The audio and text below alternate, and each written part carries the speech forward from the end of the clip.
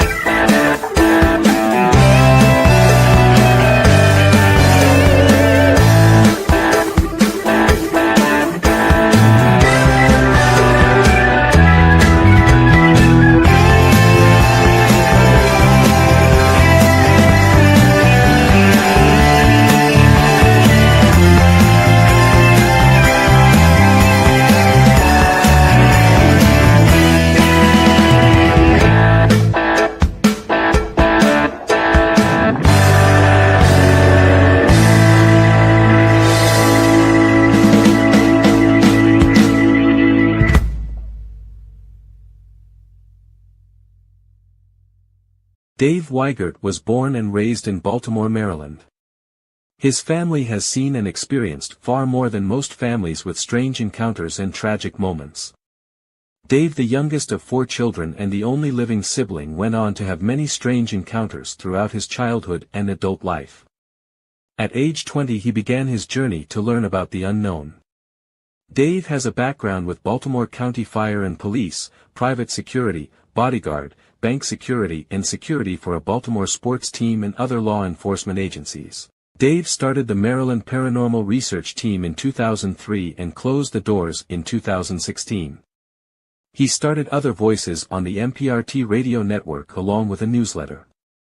From 2007 till 2016 he was the curator for the haunted Ramblewood Mansion. He hosted years of paranormal research and investigations at the location. Dave was also a mobile DJ for 35 years. Dave was a speaker at a number of colleges speaking about the paranormal to students. Dave founded the Maryland Bigfoot Research Team in 2018 and left it to a former member of MPRT. He now resides in Bucks County, Pennsylvania near his grandchildren. He has since founded the Mid-Atlantic Bigfoot Research Team. He currently hosts a podcast weekly called Bigfoot and Paranormal Encounters Podcast. Let's welcome Dave to the podcast.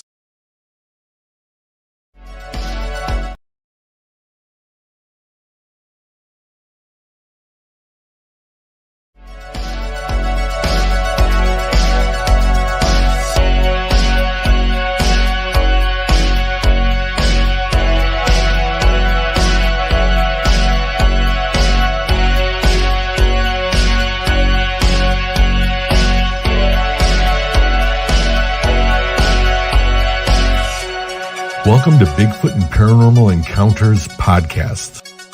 And now your host, Dave Weigert.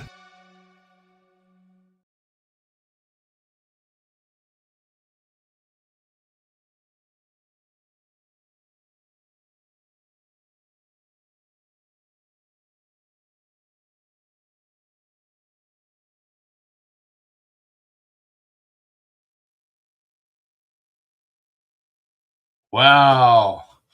Pressing the button, and I got nothing. I apologize for that. Listeners, thank you for tuning in, and welcome to Bigfoot and Paranormal Encounters Podcast. For another episode tonight. It's very cold here at the Cryptid Cabin. We have not one, but 3 guests tonight. Well, they're... Yeah, right behind me, part of a team. So first, what I'm going to do is I'm just going to make some quick announcements. In the weeks to come, there's going to be a lot of changes made that you will see take place. I want to give a shout out to Billy Willard of Sasquatch Talk Radio, good friend of mine. And as far as next Saturday, Valentine's Day, I'm not sure what I'm going to do. Just stay tuned for an update on next week, whether I'm going to do a podcast or not.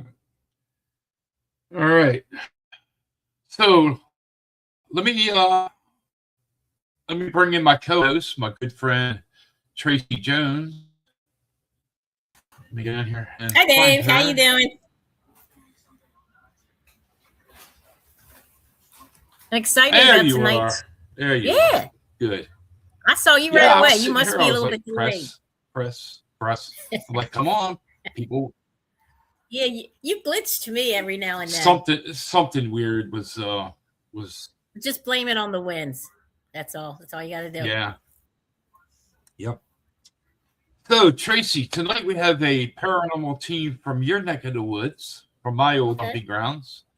And I've spoke to Joe many a times, and he's a great guy. So we're gonna bring him in here shortly. But man, I'm excited. You got a book coming in Friday. I do. There was a couple little hiccups, but I guess that's normal. I don't hear you. It's about my great-grandmother and myself, and it's a beginner's guide for people who are discovering that they're witches or think they might be or just interested. It's called Witchcraft by Blood and Tradition, beginner's guide. Should be out Tuesday.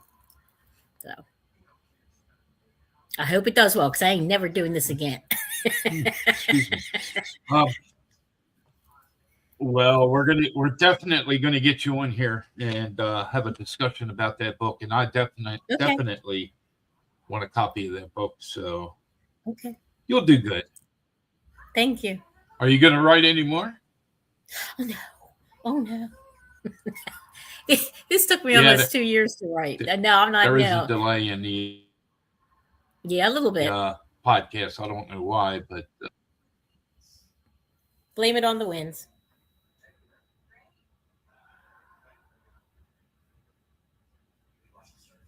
Okay. All right. So let me.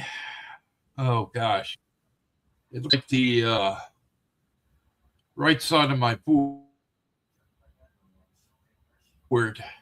that controls everything is froze. I don't know why. Well, so over here,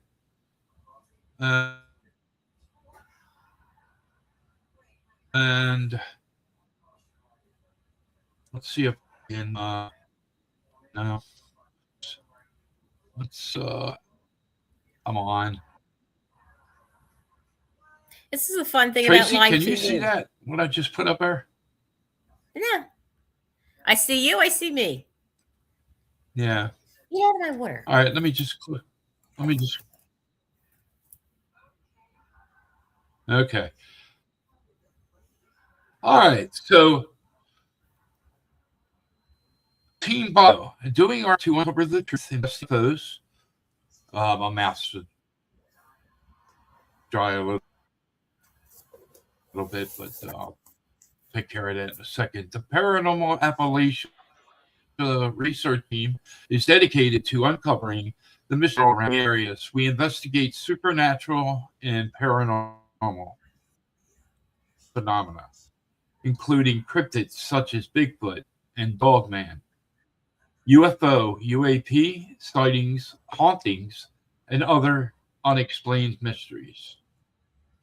Our team is made up of passionate individuals with diverse skills and backgrounds, researchers and critical thinkers, committed to discovering the truth to those gifted, unique insights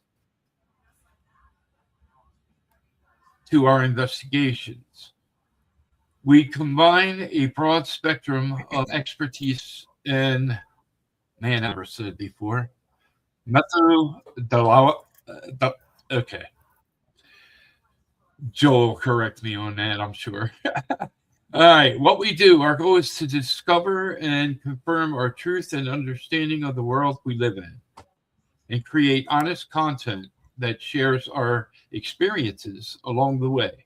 We primarily do this through produced YouTube videos, documentaries, which you can find on our YouTube channel. Our content is typically focused on documenting our field investigations and presenting them in a manner that is both entertaining and grounded in reality. This year, we plan to get more experience in the field, collaborate with other researchers, and gathering more evidence. All right, let me just click off of that. I got tired All listening right, to that. let's go ahead That's a lot of work. I'm going to. Hey. All right, let's see. All Wise is doing this to me. Let me go back to. Because you can. Because you're live. Because this is what happened. Here we go. All right. There you go. That's what Hey. happens. Hey, everybody. Very good. I'll fix that in a second. Let me go ahead and bring Eric in. Oh, come on. Eric, come on Man, down. it is just messing with You're me the tonight. next contestant on Will You Show Up Tonight?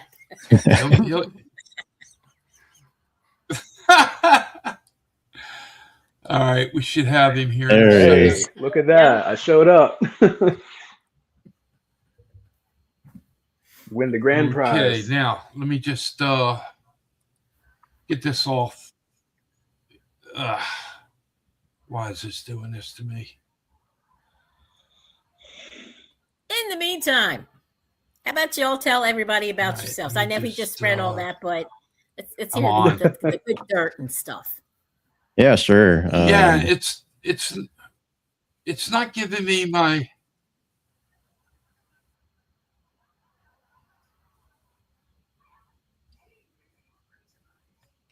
Nope. Oh no! Oh, wow. Do we lose Oh. ourselves? It- And that's it, folks. Well, we can still hear you. It won't let Yeah, I me can set still up the. hear you. I We're so loud. apologize. Dave, you're glitching all over the place. Yeah, your connection's a little unstable. Okay, let's get back to. Yeah, part of allowing me to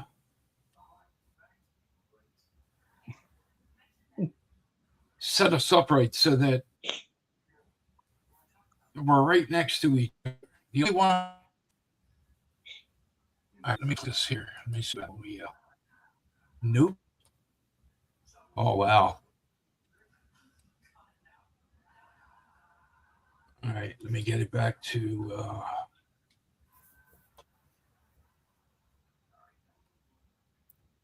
Now I'm frozen. All right, here we go.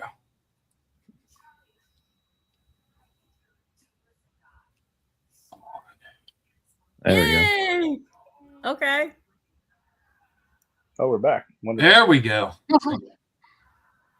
All right, so let me just click on the chat room real quick. I'm sorry, and bring that in. All right, so I got it.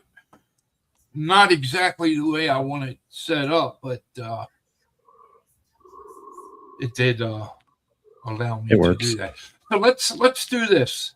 I'm going to start with Joe and Elizabeth.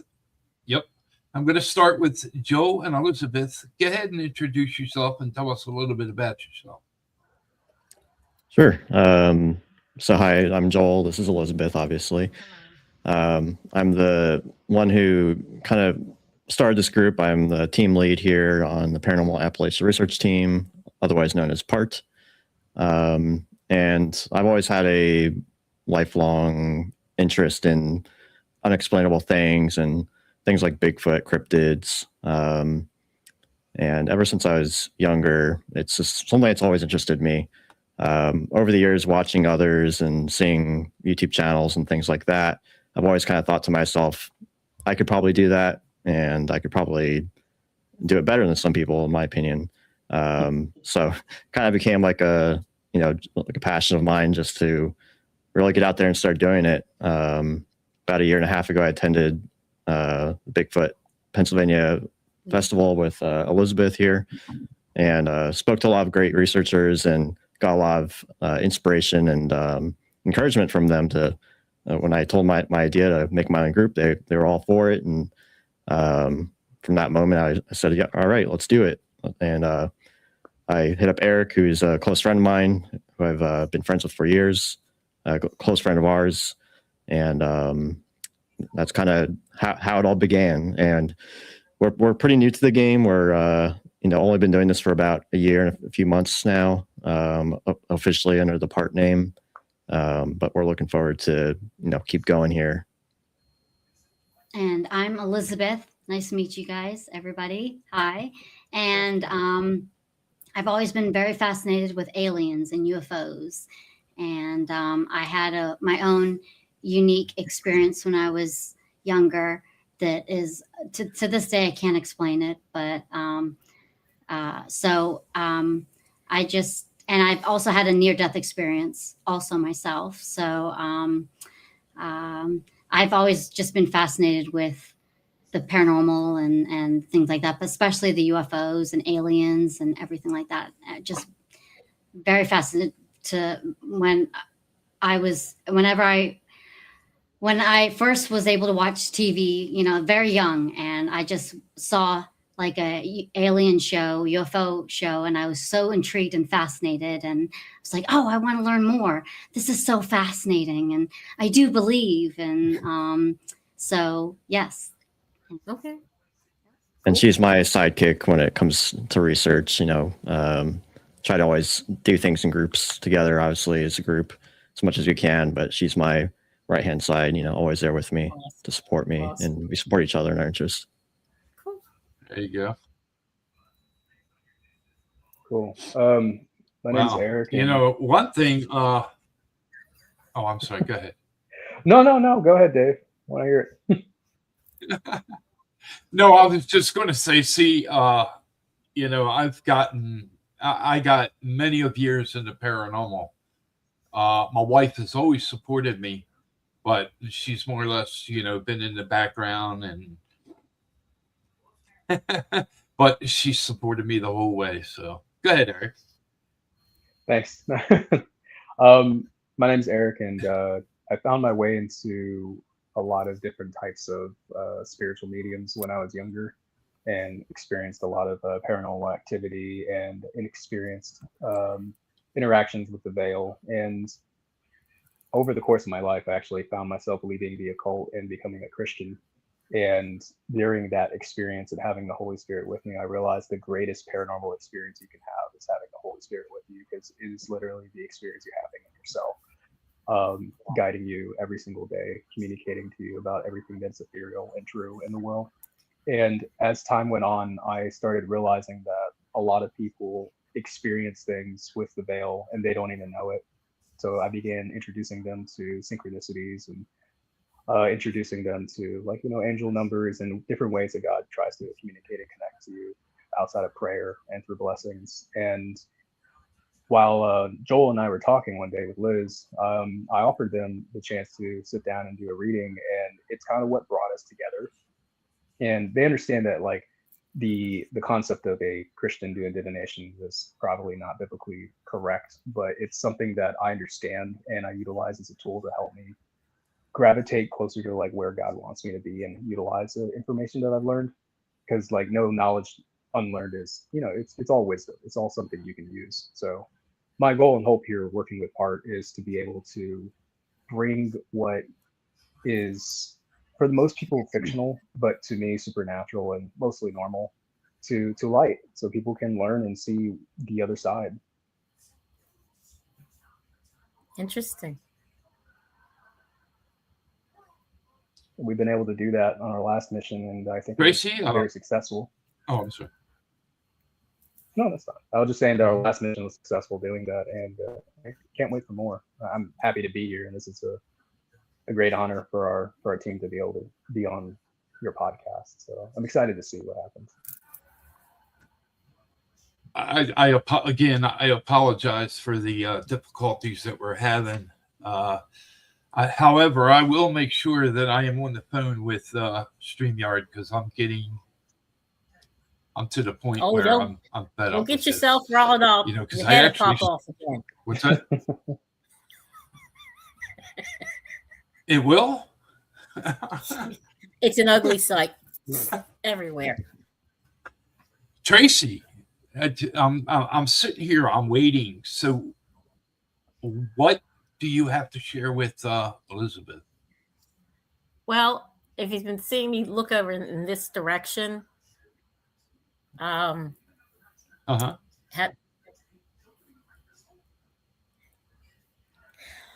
he says he was lane number 2 is always going to be his, a splishing and a splashing.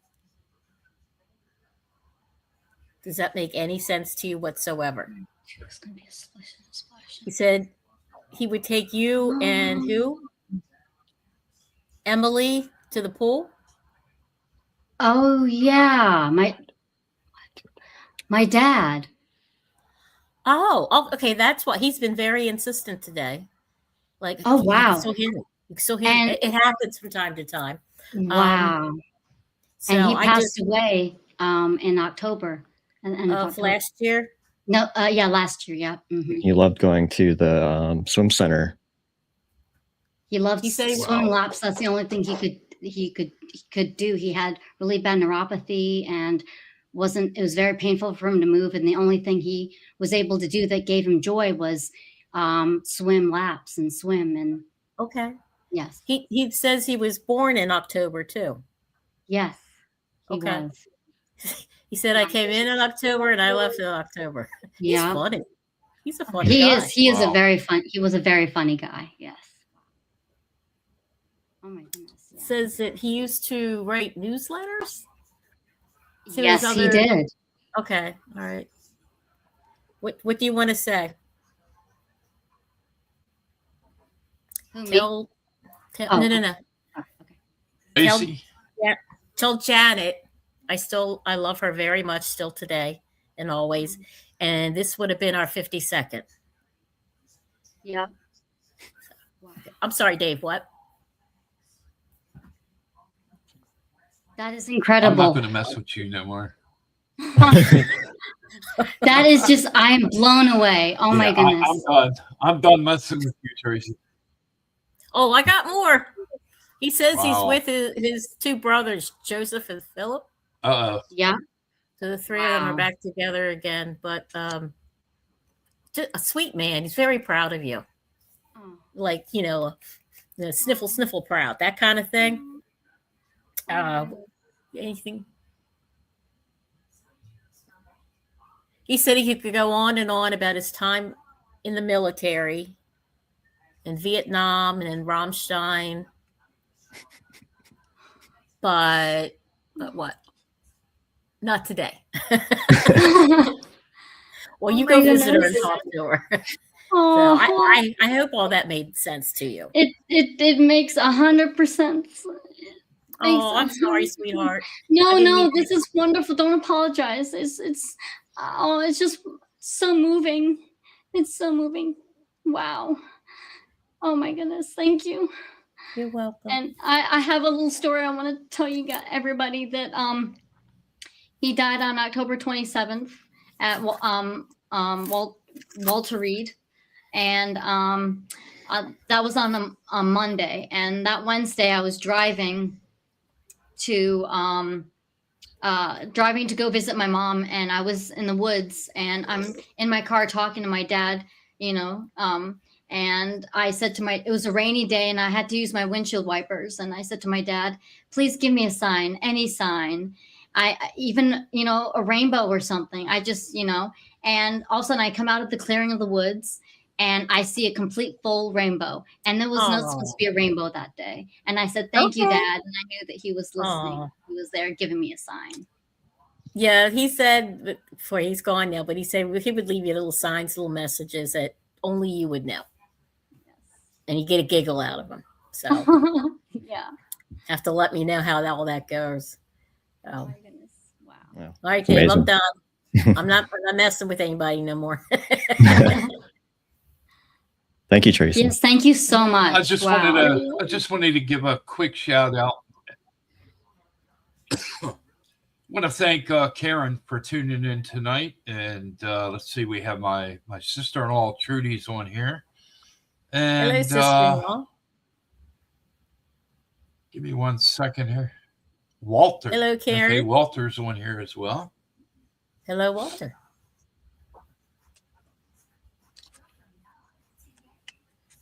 All right, so I have a question for Joe. What do you think a Bigfoot is?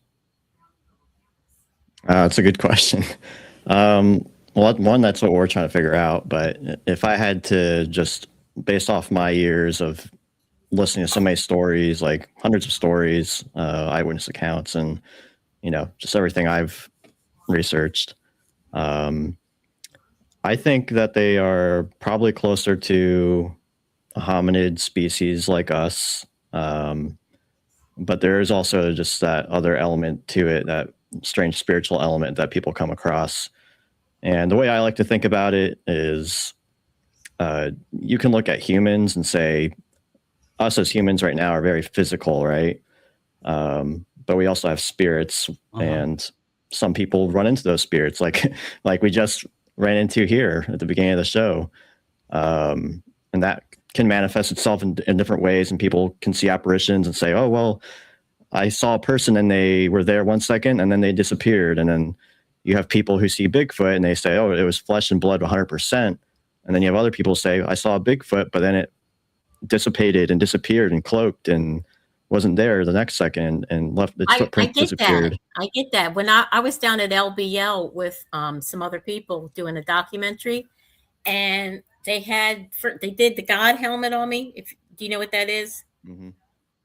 Yes, no. Yep. Okay, Yep. Perfect. I'm sorry, that was a little. Come on, Dean.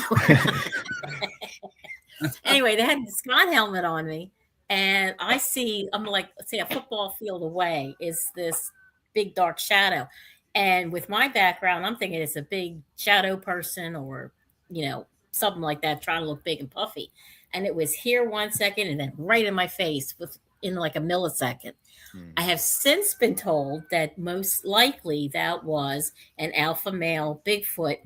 And since I was the most open down there, he was checking me out to see, what was going on. The funny thing is, I heard walking around where they stationed me with the cameras and the lights. And I kept thinking, God, Greg is walking awfully heavy and with his footsteps, and they're going to get picked up. He was like 50 feet that way.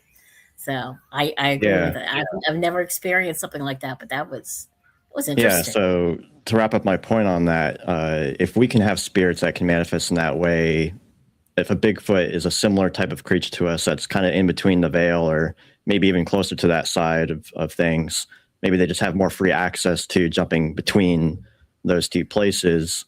Why can't they have spirits and be able to do that same kind of thing?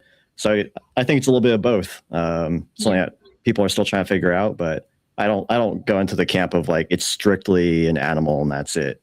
I'm kind of pushed more to that middle to far woo spectrum. Mm-hmm.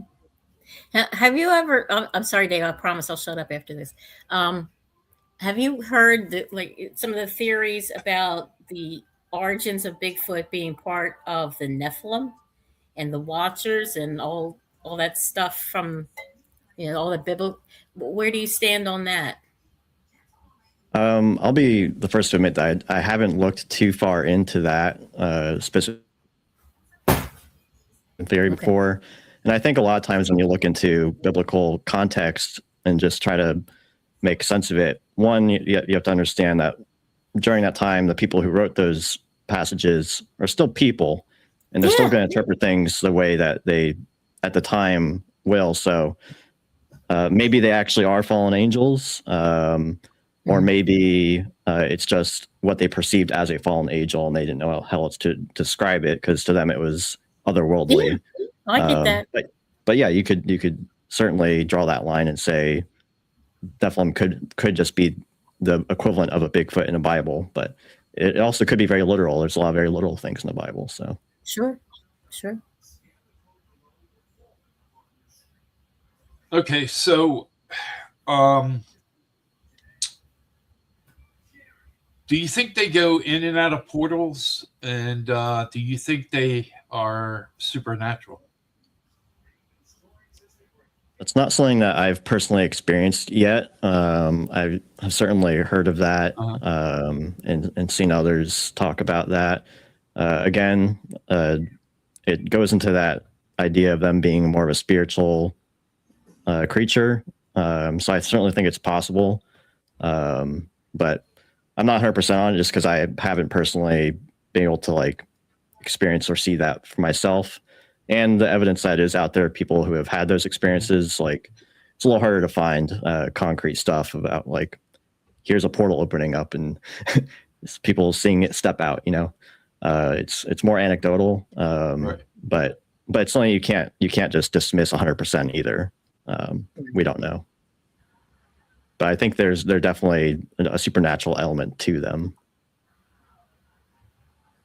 What was the one thing that made you go, oh yeah, this is what I want to study? I want to be into the paranormal. Was there like just three over the top? Like I said in the beginning, I personally have always been interested in, you know, mysteries. Like I'm always someone who's trying to learn stuff, and I'm very analytical, very logical type thinker, but I'm also very open-minded. And to me, like the Bigfoot mystery, paranormal mystery, it's one of those big, I mean, it's such a big mystery in itself, its own box, Pandora's box, that it's just like the ultimate thing that, you know, for someone who's curious about the world, to investigate. So it may be almost somewhat endless, and we may never get true answers, but that's sort of what we mean by finding our own truths in this field is, I think everyone's got to discover their own understanding and belief in truth for themselves through their experiences. And we can do our best to share those among each other.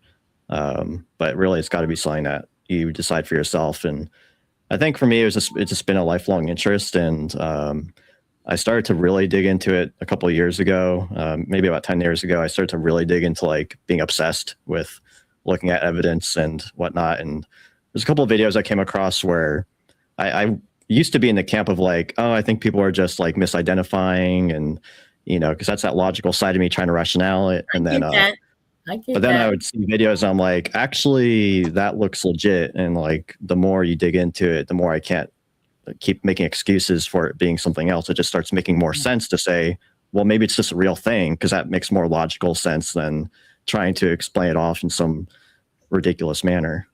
Yeah. So. No, I understand that. It's like when people contact me and they go, I have a demon in my house. No, you don't.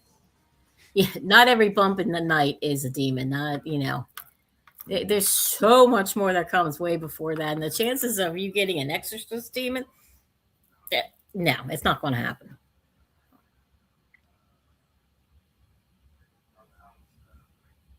Dave, you're on mute. Yeah, I just unmuted. Okay. My next question for the team is, what is your theory or what is your thoughts about orbs? Before you give us an answer, I just want to share, I wasn't big back in the days when I ran the Maryland Paranormal Research Team about orbs, but I did on one occasion at Fort Mifflin have an experience that I'll never forget. We were inside, we were inside of a casemate, and it was three of us inside. And I went to turn around and I saw this white ball about, I'm going to say, the size of a hard ball, okay, going across the room. And when I told the other two to turn around to see if they could see what I was seeing, they did, okay? And this ball of light went through the wall to the outside. So I was close to the door, so I stepped outside to see if I could see it, on the outside as well, and I didn't. So what is your thoughts about orbs? Yeah, I think orbs are a real thing. I do think that people get a little like crazy with them sometimes. Like when people take a digital camera photo, flash on in a dusty room, and they say, "Look at all the orbs," and it's clearly just like dust reflections. I think you have to watch out about that. But there's certainly other cases where you can't dismiss it as being strange. Similar to your experience, Dave, me and Elizabeth had our first sighting of an orb directly for our eyes. A little bit before we started the group, we were out in Gettysburg doing a ghost tour, and there's I forget exactly where we're at. We're at a schoolhouse that was used as a base at one point, and has these like woods in the back. And the guide said there's two Confederate soldiers who frequent the woods back there because that's where they're shot and whatnot. So we went. Everyone was in the schoolhouse doing investigations, and we decided, well, let's go where everyone else isn't. Let's just go by the woods here and see if we get anybody. And we were getting contact with things like our dowsing rods and spirit boxes going off. And in conjunction with those question and answers, we asked, for it to manifest, or, we're trying to question and answer. And we see this light blue light just shoot through the woods in between the trees real quick, maybe ping pong ball sized, and I don't know, like 50 feet away. Yeah. But it was distinct. And I said, wow, I just saw something. And Elizabeth said the same exact thing. Yeah, she's like, I saw that too. It's a very like pale blue orb. Mm-hmm. And then we asked, did we just see you? And the dowsing rods immediately were like, yep. So that was like our first sighting of that with our eyes. And then in actually our most recent video, we actually have a little bit of orb evidence that I think is pretty compelling. We were in a house that was reportedly haunted, and we were doing an investigation. And I think at this point in the investigation, we had understood it was like a childlike spirit we were dealing with, or childlike energy. And I was just trying to give reassurance, saying, yeah, we're just here to talk to you and, give you attention and stuff that you are longing for. And after I made that statement of reassurance, in the video, you see an orb kind of come out of my solar plexus, hover for a moment, and then shoot back into my head, which I understand is a pretty like commonplace, like your energy, coming from your solar plexus. And was that a manifestation of my own energy reaching out, or was it something else communicating with me, saying like, I got you? But you can see it come out, stop midair, and then go back. Like dust doesn't typically just change direction like that in exactly that spot. And at the same time, in conjunction with that orb, you hear a sigh, like a breathy, like, and then right after that, there's also another orb that flickers just for like 2 frames, a flicker of light right in my solar plexus again. And there's some sort of audio anomaly that happens. I'm not sure what it is. It kind of sounds like a submarine ping. It's the best way I can describe it. It's like a ping, ping. And it happens. So you can see it in our last video when we went out there and did that. And I did my best to kind of show it off. But I think that is the type of evidence you need when you say I have an orb, a piece of orb evidence. It does need to be substantiated with a little bit more than just light, because it's easy to write off. It could be just dust or light reflection or this or that. But with any sort of evidence, if you have multiple things layered and stacked up that all support each other, then it becomes really hard to deny it and just say it was just that. It's like, well, how do you explain the sound and the breath and this and that? And the way it was moving. And the movement, Right. I feel like the biggest difference between orbs that you may see in videos that are out there and what we have on that what we were able to capture is that our orb has a clear sense of its own pathing and energy, not only just exiting but also then returning back to the user. I think that in its own is a way of describing that this is some type of like a soul type energy versus it being like a dust or debris. Now, did you witness it too? Yeah. Eric, did you witness? There. Oh, okay. Yeah. I was a part of that video, and we experienced a lot there. Not just the orbs, but being in direct communication with the spirit, not just intercessorily, but also being able to communicate to it through the spirit box, gathering the same information we were receiving on our wavelength. Wow. Okay. That's cool. And I think that, go ahead, Liz. When I was a bit younger, I had my own weird orb experience. I was in my parents' house getting ready for bed, and I'm in the bathroom, and my neighbors the house is about 20 feet from 20. Yeah, it's 30 feet or so. 30 feet from my parents' house, and they were out on vacation, and their house is completely dark. They had their shades down, and I'm getting ready for bed, and at the corner of my eye, I all of a sudden see these lights go off in their house, and it's like just different colors: red, green, blue, yellow, white. But they're like Morse code. They blink like this, Oh, and then wow. it stops and gets dark, the whole house, and then it does maybe like that, and then stops. It's dark again. I open the window because I'm thinking, is there somebody in there having a party or something? Yeah. And I hear nothing. It's completely silent. And this goes on. It seemed like forever, but probably maybe for 3 or 4 minutes. And then all of a sudden, after all that happened, it's just the whole house lit up. It's a big house, but the whole house lit up inside, and you could see it through the shades, just from that. And then after that, it was quiet, and the lights stopped inside. And all of a sudden, there was this complete, perfect circular spotlight on the outside of my neighbor's house. Oh, and I thought, well, is there a helicopter or something shining a light on their house for some reason? What's going on? But it was completely silent, and it was in the summertime, and the bugs, you hear crickets all the time in the summertime, but it was dead silent. And this spotlight was like moving a little bit like that slowly. And it was the brightest light I've ever seen. And it was just a perfectly round light, just a spotlight, it looked like, but there was no rays, no form of where that was coming from.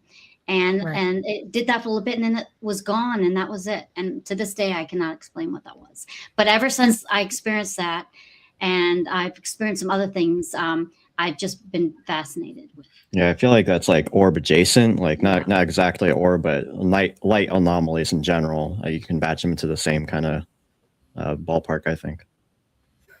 Perhaps he said it was big, right?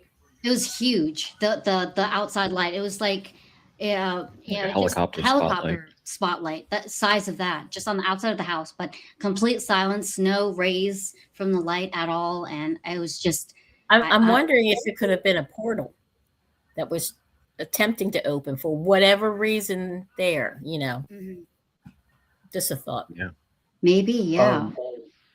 Let me mention something. I have to switch devices because my device is dying. I'll be right back. Okay. So I'll re-enter. We'll be here. Okay. Tracy, Trudy had a question. I think you would be more.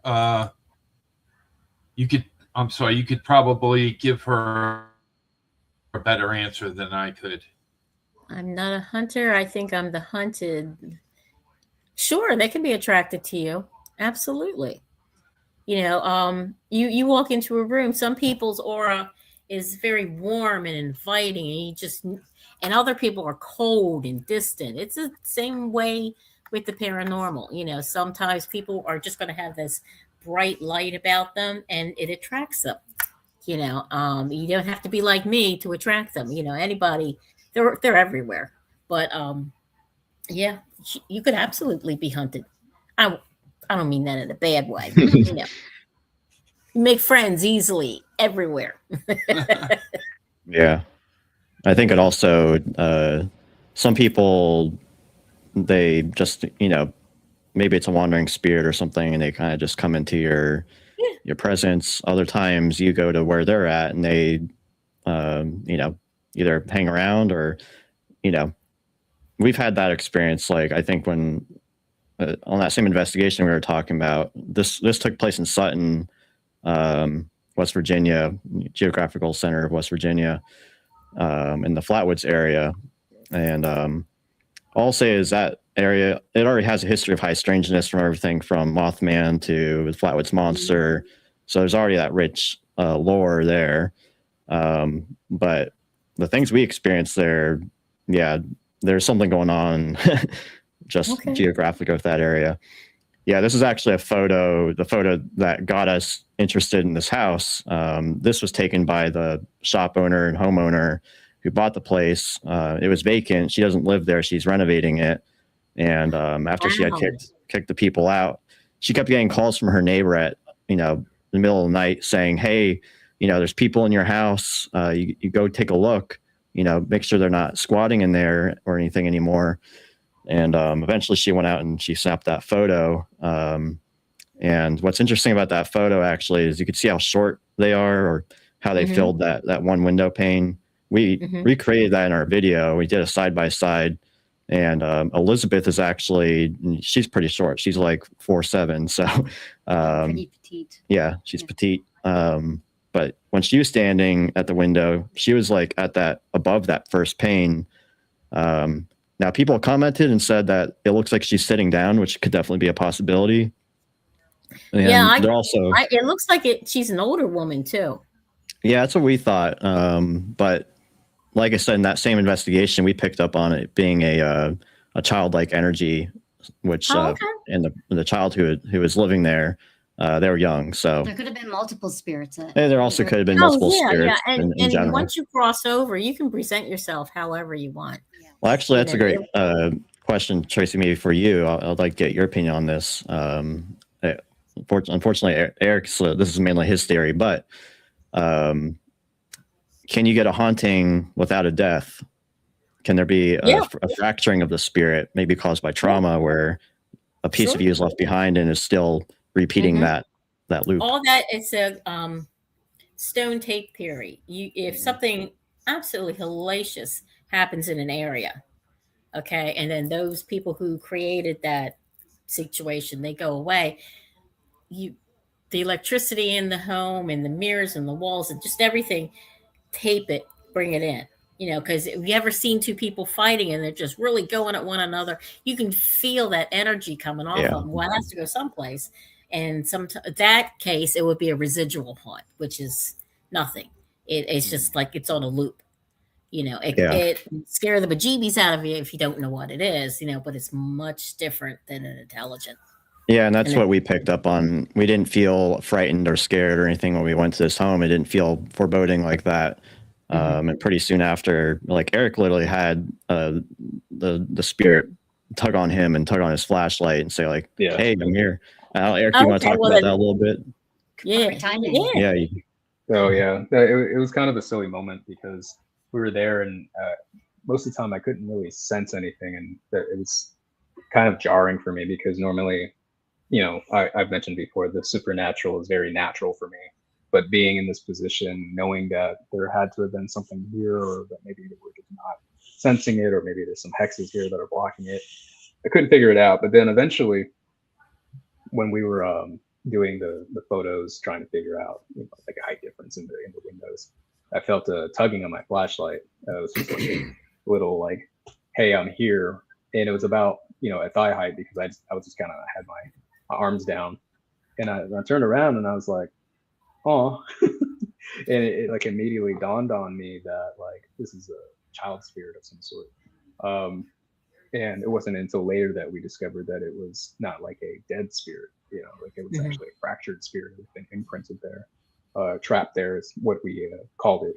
Imprint probably be more correct in terms, but that most likely in the house something devastating had happened, or the trauma that they had experienced like separated soul from body at the time. Like the host continued going on, the flesh continued, but the fractured part remained because it was the only way for that to continue on. Otherwise, it would have been too much for them to bear.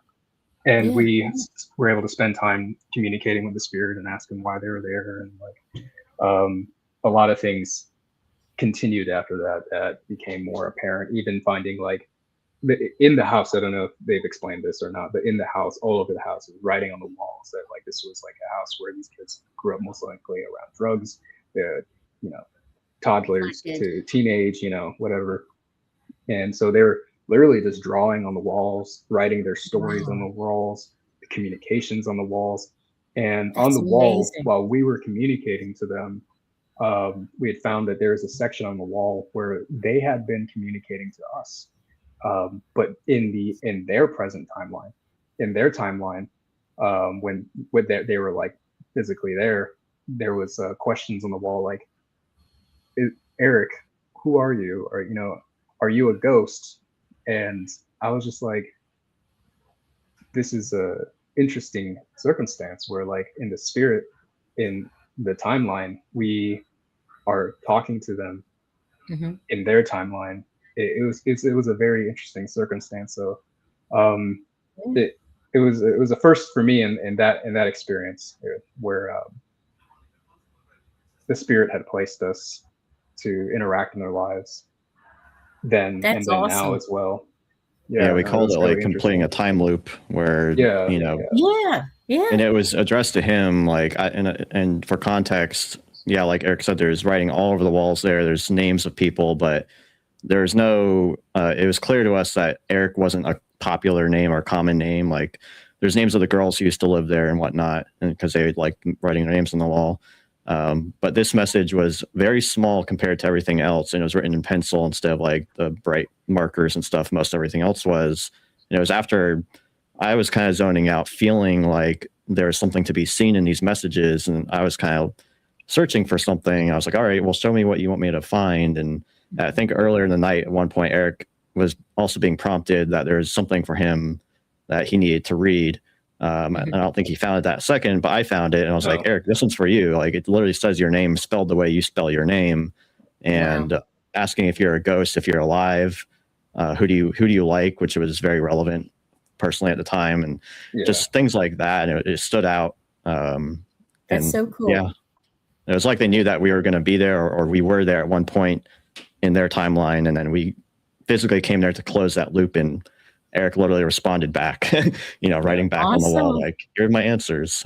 Yeah, I did that for a number of reasons, but going back to, like my faith and the concept that God is, all powerful in this sense, but he can control time and space, and being able to be there experiencing that, like we were in the after effect, but it was also in the present for them. It helped for me, at least, just kind of tune in on the reason that we were there, and maybe also not being able to sense things all the same, that like the ghosts that we were looking for, we were the ghosts for them. That maybe there were certain signals we weren't going to experience because this was an atypical, spiritual encounter. Yeah. It was almost like it was, when I say set up, I don't mean like choreographed. I mean like that, like the divine presence that was there helped like bring that together. Wow. I love this story. This is awesome. Yeah. Awesome. We have a episode out. Hey guys, we're going to go to a commercial break. All right. Okay. We're going to go to a commercial break, and when we come back, we're going to look at photos and some of the videos that Joel sent over to me. So we'll be right back. I'm Tracy Jones from the podcast Beyond the Veil, airing every Wednesday night, 8 p.m. Eastern Standard Time on YouTube. Listen, you have a question or a comment, or there's something about the paranormal you want to know, but you don't have anybody to talk to, you can talk to me. I'll handle any question you got. Just type in the search engine the @ symbol, Tracy Jones, TracyJones -K4F. So, @ Tracy Jones -K4F. Tune in. I'd love to see you there. Deep in the woods, the stories are real. But on the airwaves, the truth can get lost in the noise. Gary Kendrick is host of Sasquatch Watch Radio. Every Monday night at 9 p.m. Eastern, we cut through the chaos. We aren't here for the drama or the ridicule. We're here for the evidence. Join us each Monday as we talk with researchers, investigator, and eyewitnesses who have come face to face with the unknown. It's a serious look at me in a respectful environment. Find us on YouTube, Facebook, and Rumble. Subscribe today and visit us at squatchradio.com. Sasquatch Radio, the search for the truth starts here. Just click on that SWR logo on the lower right-hand corner of your screen to subscribe.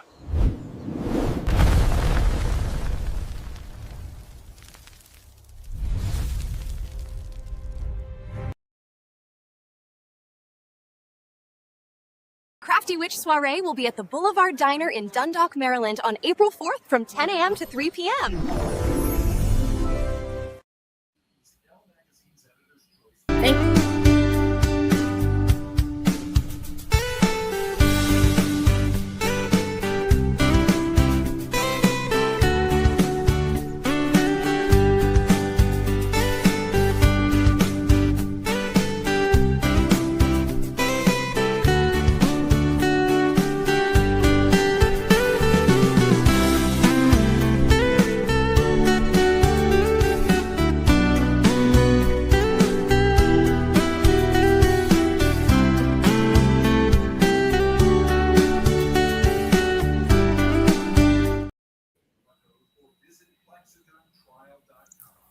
All right, I didn't want to put any of us in the green room because I didn't want to lose anyone.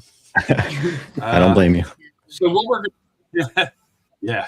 So what we're gonna do until I get the problem straightened out, I just figured that I would do it that way. But normally I put everybody in the green room and then go to a commercial. But here's what we're gonna do. I'm gonna pull up.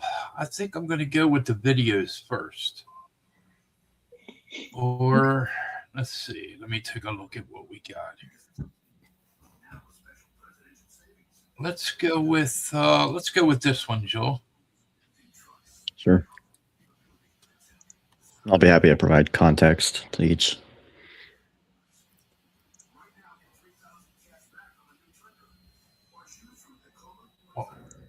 Wow. Come on. Yeah. They went 16. Wow. 16? Oh my goodness. And now 1-6, 4-2, 3-8, 3-1. Be careful, watch your...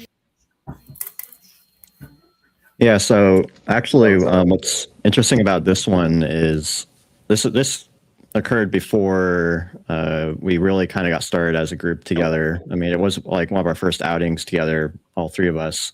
But I wasn't really filming and documenting deeply at that time. But what that clip was about was earlier in the night, we had decided we wanted to do a night hike and get used to night hiking because that's something that we'd find ourselves doing more during investigations. So to get our feet wet, I kind of just looked up an area I thought would be good and juicy, Manassas Battlefield in Virginia.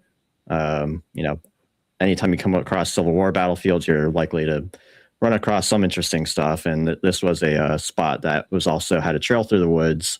So I thought, well, let's just get there, in the evening and walk in there, walk out as it gets dark. Well, the night we started really kind of feeling uncomfortable as the sun came down. Part of that might just be our natural instinct of it's getting dark and we're not used to this and whatnot. But it also felt very, also like we were being watched. And as the night progressed, Eric was picking up on a lot of chatter and a lot of energy and spirits. And Eric, I think you were actually communicating directly with a couple things and saying, yeah, we're here.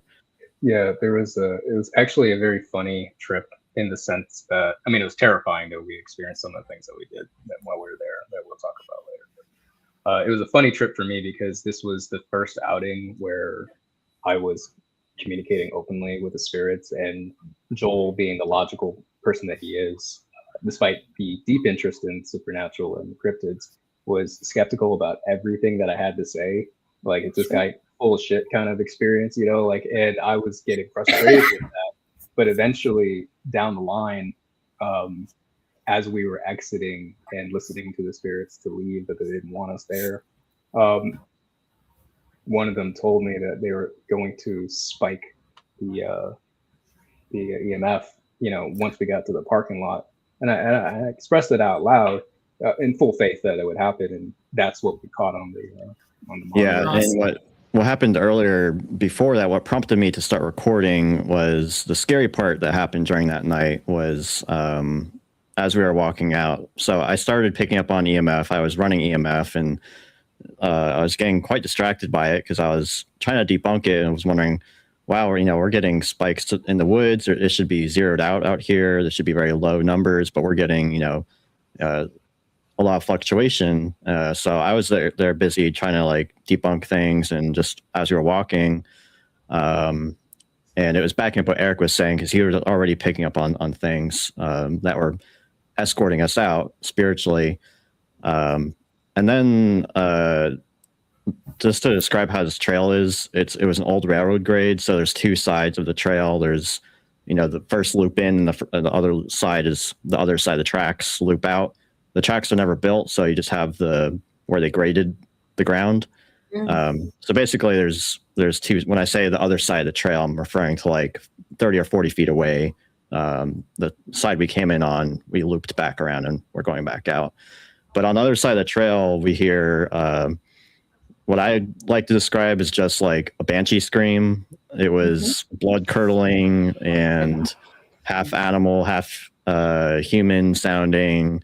And it was close because we could hear the directionality, and not that it didn't reverberate through the trees or get muffled by trees. Like, you know, when a sound is close to you and when someone's close to you, further from you, this was a very close sound. It sounded like it was in the brush just on the other side of the trail, screaming at us. And at the same time, there was this owl that was up in the tree before this that was a precursor, and the owl was just hooting, doing its owl stuff. And I like owls because I always see it as a spiritual sign of my sister, who loved owls, and owls are also, you know, like wise protectors and things like that. And after the sound went off, the owl went absolutely nuts. It was like on attack mode. Like, I've never heard an owl react the way it did. It was like squawking in a way I didn't understand. But anyway, this banshee scream we heard sent fight or flight mode in, and Eric and Elizabeth just started booking it in the dark. Started running. And I'm usually the kind of person who reacts like probably not to my best interest, but I'm also very level-headed. And I was like, wait, hold on, everybody. Like, I don't want you tripping and falling and getting hurt, because that's whatever this is trying to scare us might be their intention, is to hurt us. And that's one way they can hurt us, is by making us trip over a root or whatever. So we will leave, but let's leave as calmly as we can and just get out.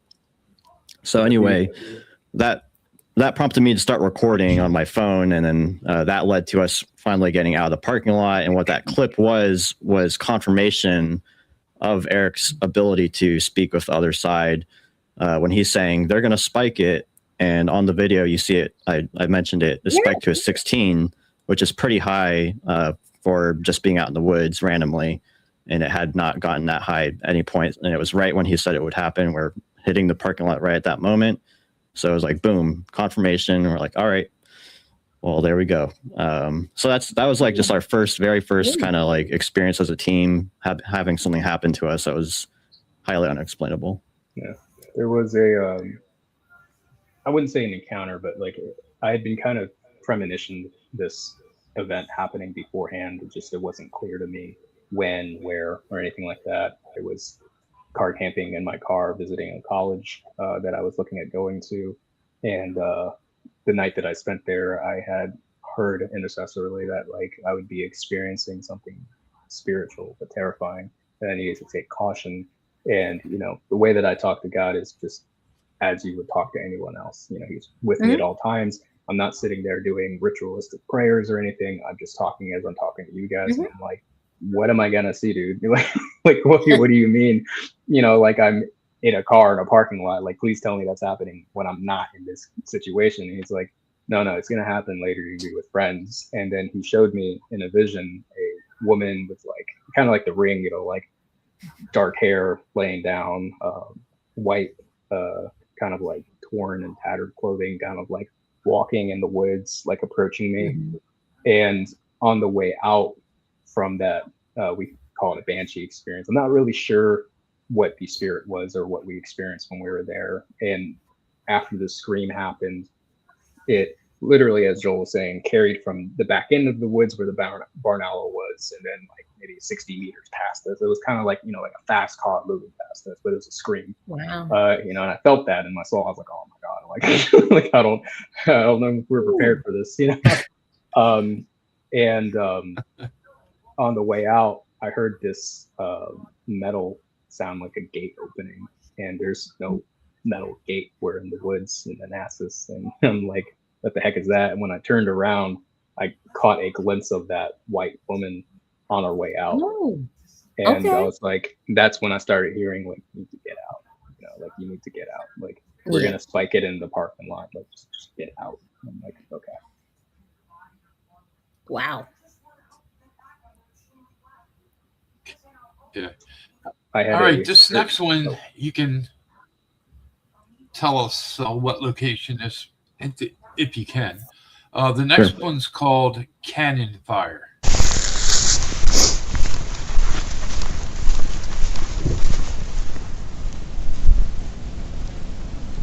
Okay, that sounded like a cannon fire.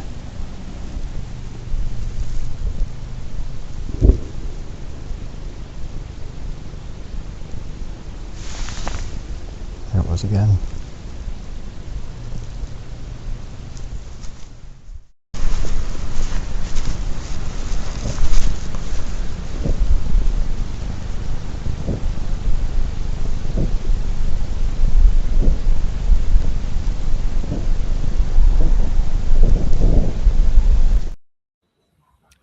Yeah, so that was at Antietam Battlefield on Bloody Lane. Yeah, that sounded like a battle.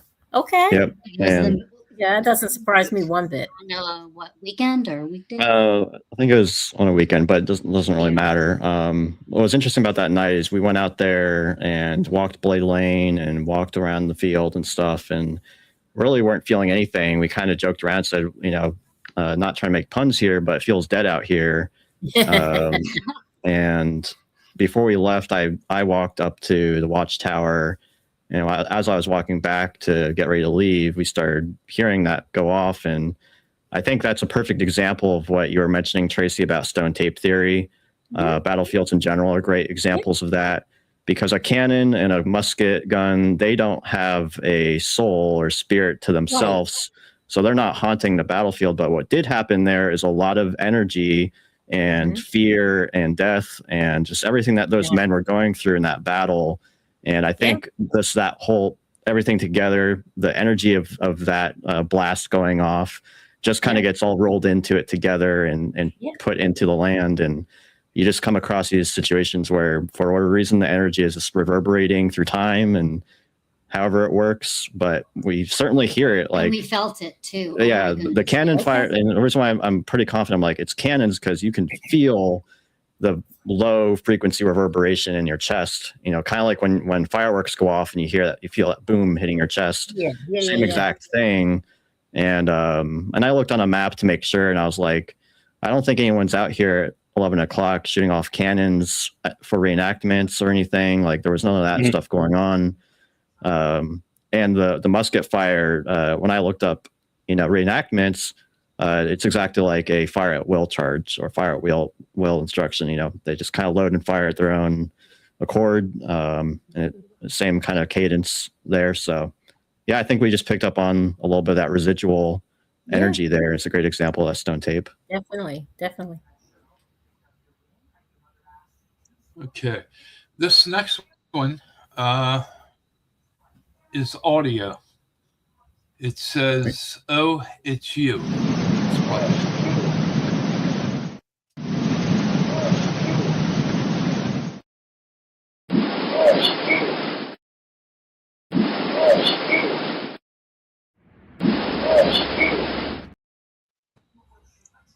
Yeah, so Okay. the story behind that's an EVP that we got, and I think it's pretty clear.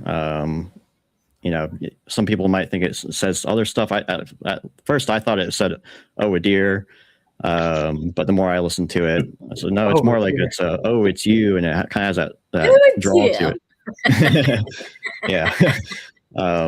But where we got, that's actually from our first video, an excerpt from our first episode of our adventures, when we kind of really started documenting with a camera and stuff and putting together content for YouTube. Right. And that whole thing was interesting because we went out with the intention of just doing some sky watching out in an area in Shenandoah, just trying to get to a dark sky area out of the city and, just look up and see what we would see. I think it happened around the time the New Jersey drone stuff was really hot. So we kind of wanted to get out there too, just for that reason, to see if we see anything ourselves. And shortly into trying to like get into the meditative state and just observe the sky, we kind of get interrupted by noises around us. And actually, the moment we got there, we saw eyes glowing in the woods, looking at us through the woods, and it could have been deer, but our gut reaction was also those look pretty big for how far they are. All too. Yeah, it's something that I think we need to go back and do some investigation on, just to ultimately understand what the layout of the land is a bit more. But it was just weird. We get there, we see that, and then we heard noises, and there's actually a whoop that happens in another piece of audio footage we have when we walked away. But I caught that, oh, it's you, when we were off walking the trail elsewhere. So no one was nearby. And the thing that was weird is this is an EVP just in the middle of the field along the Appalachian Trail. But what was interesting was, and I didn't know this when I picked this spot, we walked the trail a bit, and there's actually a cross in the trail that was put there, like a small cross with initials on it, like an accident had happened or someone passed away, and it was just a little memorial, kind of like what you see on the side of the road when people have a car accident. Same thing. So to me, it was almost like we could have run into that spirit who is there, and it's kind of like, oh, it's you, like, hey, like someone's here. So it was just a interesting capture in the wild, like. So okay, the next one is wood knock. Might just be some sort of animal. I heard that over there. Oh my God, Dave. No, it's okay. Calm down. We heard what sounded like a wood knock to our left. Yeah. I heard that over there.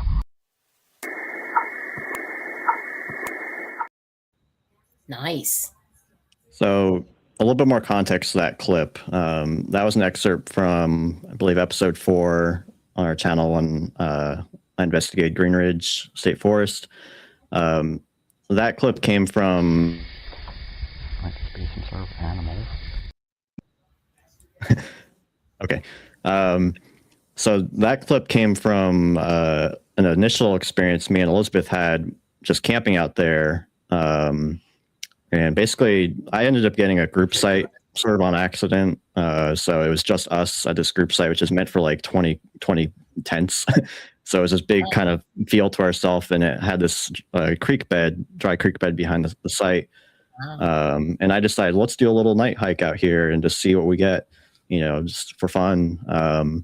And as I was getting my equipment ready, the audio isn't that great because I had my recorder not ready, and it was just like in my pocket.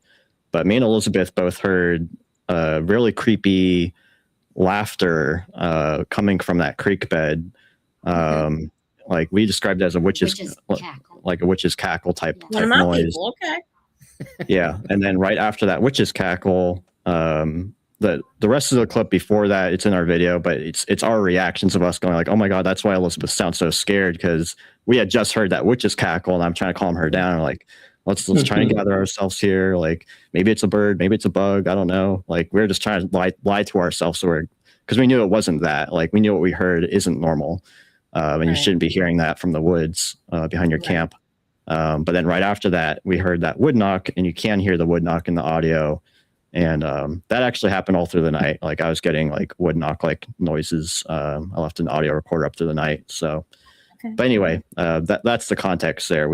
I think that one's probably like the closest thing I've had to a personal Bigfoot encounter so far, just doing this stuff, because it was very much so like, I don't know, but I've heard they laugh at people sometimes. That's what that felt like. They're kind of. Well, you're also near a body of natural water, and that's actually there's no water in there. The creek was completely dry. Yeah, it was bone dry, but really. Yeah, no water in there. We could walk. It did lead to a body of water, though. Eventually, there was a pond it led to. Okay. But, yeah. Cool. Okay, let's take a look at this photo here. Right. So this came from when I was talking about Sutton earlier, and just all the strangeness about Sutton. This came from out there. And what this is, you'll see, this is a picture of Elizabeth's chest, and there's sort of like a blood smear across her chest, upper left, and then a little bit on her shirt too.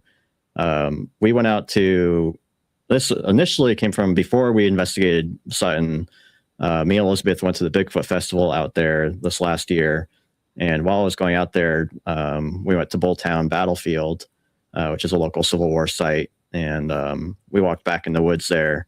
And while we were walking back in the woods, Elizabeth, and this is during summer when it was like really hot, hot and muggy, humid, like 90 degrees. And she started saying like, I'm getting really cold. Like I'm like shivering, and I'm chilling. yeah. And I said, is it going like, is it in your body? Like, is it literally in your bones? And she's like, yeah. And I'm like, Yeah. I mean, my teeth are chattering. I was really, yeah. And I was like, yeah, I think someone's trying to contact you right now. But that happened. And that was like the only thing that we, in the moment, we were like, okay, well, that's weird. But when we got back to the car and back to our hotel room is when we noticed that smear on her.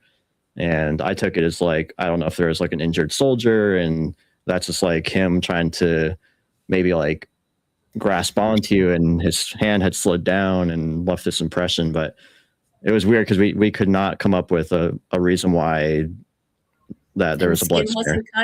Skin wasn't damaged. All that. I never felt it. Nothing. It was just. It just. Well, looked that down was and- rude. Yeah, and that same night, actually, I heard like a breathy sigh. Yeah, we heard a breathy sigh next to the bed next to us as we were trying to go to sleep too in the hotel. So that happened too while we were there right after that. Yeah, I love those battlefields, all of them. All right, this next one. Yeah. Yep. So this one, again, came from episode 4 on our channel of investigating Green Ridge State Forest.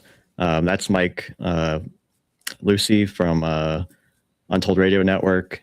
He does some work for them with the Bigfoot Journal podcast. And he had met up with me to do a little bit of collaboration out there and help me investigate. And this is a structure of some sort of sticks. It obviously looks weird when you come across it.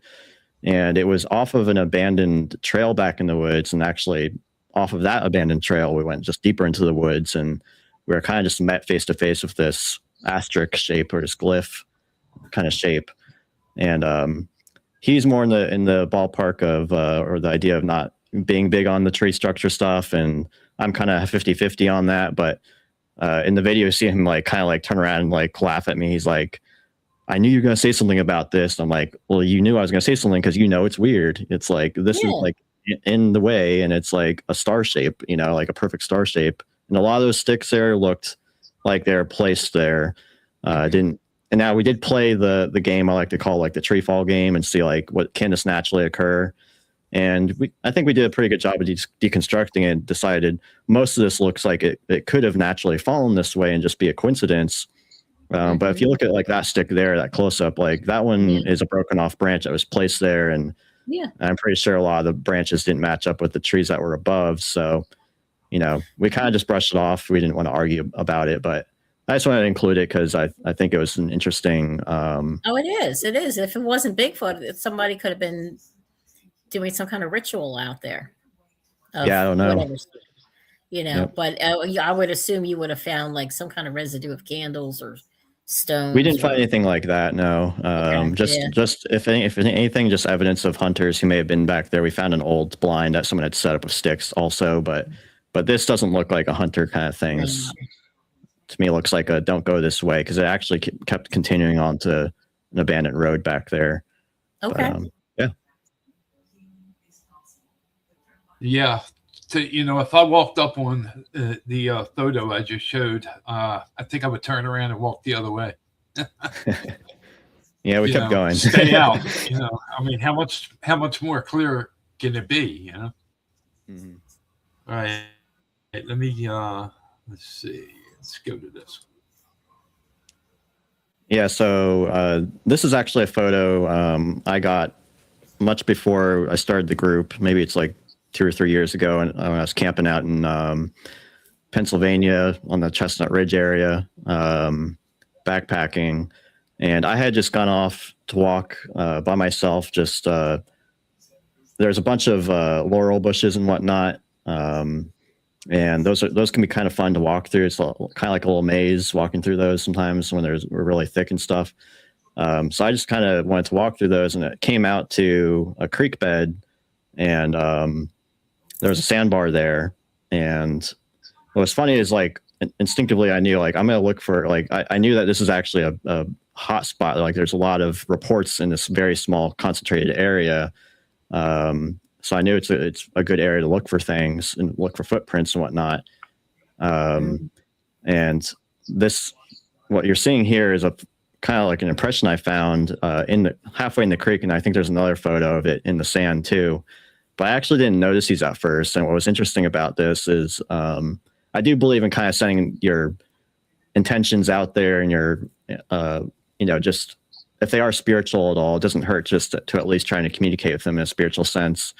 And I was very intent on looking at the ground and being very, careful of where I'm looking, didn't see anything. And then I kind of just stood there and I thought to myself, very intently, if you're here and just want to give me a sign of some sort that you're here, I'm totally open to it. I'm not going to go crazy with it. I just, I'm here, I'm open to it. And then I looked down, like I felt like I needed to look down. And why I went to look down is I found an impression in the sand of what looked like a footprint. That's that one right there. Oh, wow. And and there's a couple of things that are interesting about this impression. I think you'll see how the sand around it is very pockmarked. That's because it had rained the night before pretty good. And, when rain hits sand, it makes that little kind of like cratery, kind of rough, coarse shape. But you can see where the footprint is it's compressed and packed down, meaning that from a logical way of analyzing this, it likely happened after it had rained, which meant it was in the middle of the night that this footprint was made. And again, off trail. So it's either that there's people walking around barefoot at night around the campsites in the creek, or it's something else. So if that was a human foot, that's an oddly shaped human foot. Yeah, it's kind of broad too. And actually what's interesting is there's a rock in that photo. It's like right in the middle of the foot, right where my hand's touching. And it still left an impression. And my feet didn't leave an impression. Granted, I'm not very heavy, but I was kind of stomping and seeing, like, how hard do I need to press to make an impression here? And it wasn't very soft sand. It was kind of hard, coarse, grainy creek sand. But whatever it was heavy enough to not only leave that impression, but also still leave an impression over that rock, meaning it might have had a softer foot or a flexible kind of foot that bent over that rock and still pressed down. Interesting. And so there's those two footprints in that same vicinity. Yep. Cool. Good photos. Thank you. All right. Anything else, Dave, you got? So I'm checking now to make sure I didn't miss anything. There was one photo that I couldn't open. It said, in order to open, you must pay for it. Oh, that's weird. Yeah, it was like a little pop-up. It said something about 99 cents or I don't know, somewhere around there. But let me just make sure that I didn't. Oh, come on, Dave. Blow the dust off your wallet. I think I'm just... Now I'm gonna see what I sent you because I'm not sure which one that is. Yeah, that was. Let's see if it's. Oh, it says. Here, let's see what happens when I open it.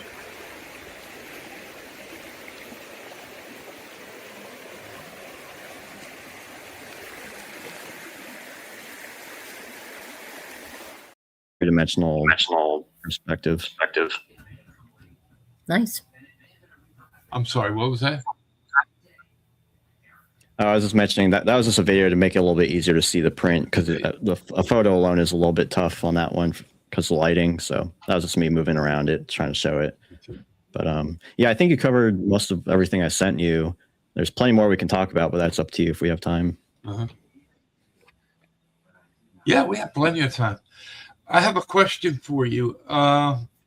Patterson Gimlin film. before you give me an answer, I want to go ahead and play this. It's only like 2 minutes. We've seen the film, and therefore we've only got the impression, the visual impression of this creature. You and Bob Gimlin were there, so you had the chance of absorbing other sort of sensory impressions, such as sound or smell.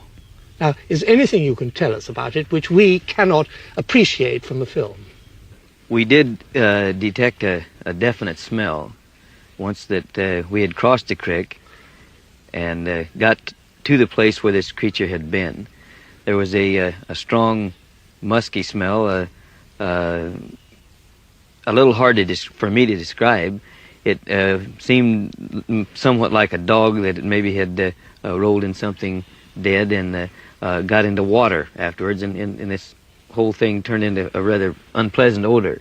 Roger Patterson, do you believe what you saw? Or do you think you could possibly have been the victim of a hoax? I don't believe that there was any possibility that this was a hoax. The creature, to both of us, appeared very natural. The muscle movement to us that it was much plainer, I think, than what it shows in the film. Indicated that it wasn't anything made up. This area is back in about 40 miles in from the nearest settlement, and it's in a very rugged terrain. For somebody to have been at the right place or know where we was going, because we didn't have anything planned, we were going in different directions, would have been extremely unlikely. It was hunting season up in that area at this time, and I doubt if anybody would be up there roaming around in something like this just for the fun of it. Bit of a risk, in other words. It'd be a tremendous risk for somebody, because some people will shoot anything that looks like this. What are your plans for the future? We have an expedition that we're forming right now to go into the area, into that Northern California area, and also into other parts of the Northwest. And our ultimate goal is to capture one of these creatures. I have got to get my husband that epic cardigan. Okay. That with the horses. Gotta get that. My question to you, Joe: real or fake? What do you think? Patterson Gimlin. I think if you ask any person asks for, show me one piece of evidence you think is going to convince me, it should be that film. I do believe that film is 100% authentic, and what they capture is real, because it's one of those things that has stood the test of time. The more that people have analyzed it and gotten scans of it and enhanced it, the more they expected to be able to debunk it, but it actually does the opposite and actually more supports the hypothesis and theory that it's a real thing, because they aren't seeing things that look like a suit or zippers or any sort of that kind of stuff. And you see what he mentioned, like the muscle movement and stuff. There's plenty of clips about like Dr. Jeff Meldrum analyzing and talking about all the details you can see in that film much better than I can explain, but it's just one of those things that proves itself more and more over time. And it was way before effects or AI or any of that kind of stuff. And I think the typical excuse from a skeptic is just, it's a person in a suit. That's what their brains are going to go to, because they're not used to seeing that and they don't want to believe that in that moment. But if you actually take the time to not just say that just to get it out of your mind and actually look at what's happening there and analyze it from a scientific point of view, you'll notice all the things that stand out, like the muscles and just the overall proportions being different and the gait and everything. And then you have the footprints cast that go with that. Like, people forget that. Again, what I was talking about earlier is the corroborating evidence. Like, it's one thing, a piece of evidence, but when you have multiple pieces of evidence that all support one thing happening, that just makes it way stronger. And you have those foot casts that came from right after that sighting in that area, and those speak volumes on their own too. So yeah, it makes more sense, again, just to say, yeah, it's just real, because it's way harder to try and disprove it. And the people who have come out and said, I forget what his name was, but he's like, I was the guy in the suit. Like, it's way easier to prove that he's a liar than it is to prove that Bob Gimlin or Roger Patterson were liars. So, Well, I would imagine you can't really. I got one more for you because hold up. That one sec. Dave, hold up one sec. Okay, go ahead. I would imagine that it's almost impossible to get a suit unless it's some, I don't know, space age type of thing that would show like muscle definition. Back then, you would see folds, but he said that you see. I mean, the you year see was today trying to make hoaxes, and it 1967. looks terrible. Yeah. Right. Okay, here's another one that I believe the Patterson and Gimlin, and then in this one I'm going to show you. It's 54 seconds. Okay. Oh, there he goes.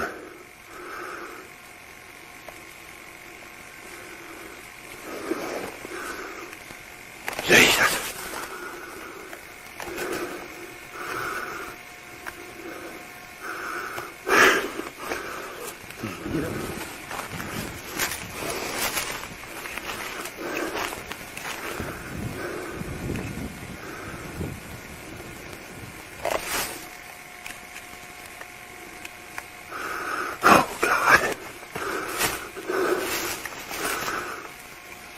Two of them, I guess. Man. Oh. I wonder where they went.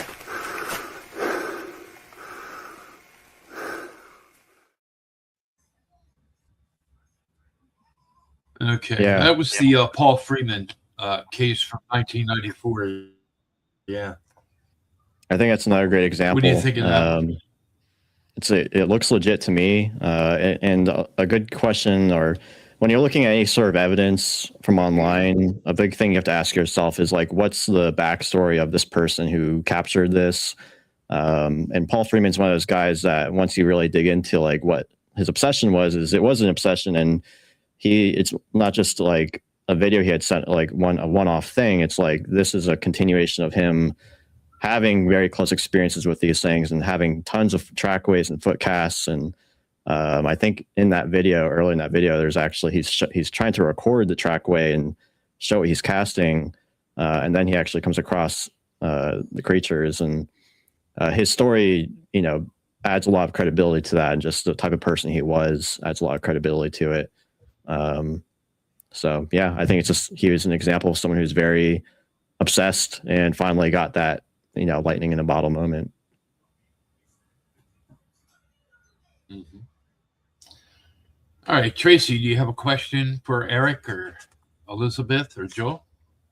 Sure. What kind of hunts do you have coming up? Do you have any plans of going anywhere specific or doing conventions, or what's in your immediate future? Good question. Eric, do you want to go ahead and take some of your ideas you were thinking of doing? Sure. There's been a couple places that I've put on our list. We have like a literal list of just any time that we get a lead or some feedback from somebody that we just added on there. Sometimes we might be watching a video and be like, oh, that would be really cool to go to Dudleytown, Connecticut.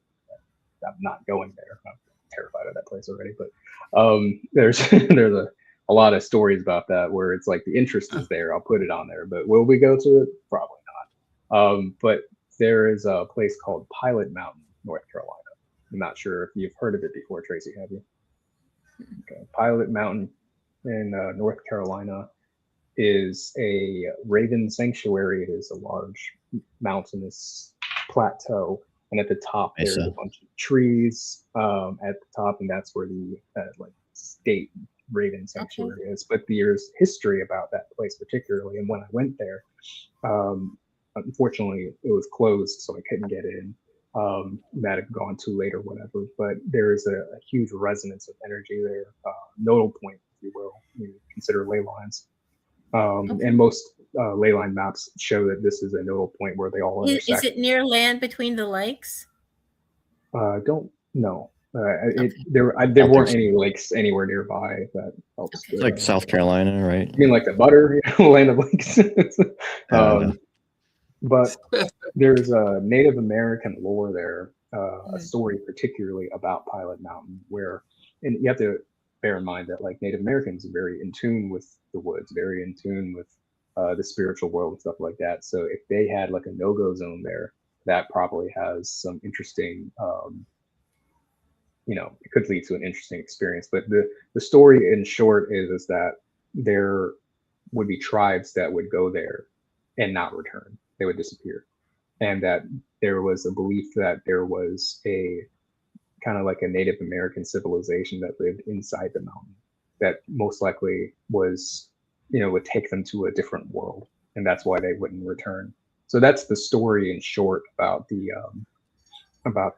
Native American lore of that area. And just on that alone has drawn a lot of attention to me to want to return with part now that we can do this as a research trip. If in the least it would be just a nice hike, but I think that given the abilities that we have and the tech that we've used, that we could probably pick up something interesting there. Okay. Yeah, and we've talked about returning back to Sutton's always a place that we feel drawn back to just because of our experiences there. I like to go to the Salem Asylum in West Virginia. Yeah, the name's escaping me, but the one in Weston, the large insane asylum there, Trans-Allegheny. Yeah. Yeah, that's just like a ghost hunters, gotta go kind of place. So yeah, I've been to Waverly before, and I hung out in the death tunnel for a while, which my son still looks at me and goes, "Why?" Because it's there. That stuff doesn't scare me. So that's cool. Yeah, like that. And one thing I'll touch on that we didn't get the chance to talk about much, but it's covered in our video again. Again, if anyone's interested in the stories of our investigation of Sutton, I highly recommend it. It's our most popular video so far. Because so much happened there. One of the other weird things that happened is I think we had an experience with trickster type entities or fae type entities out there.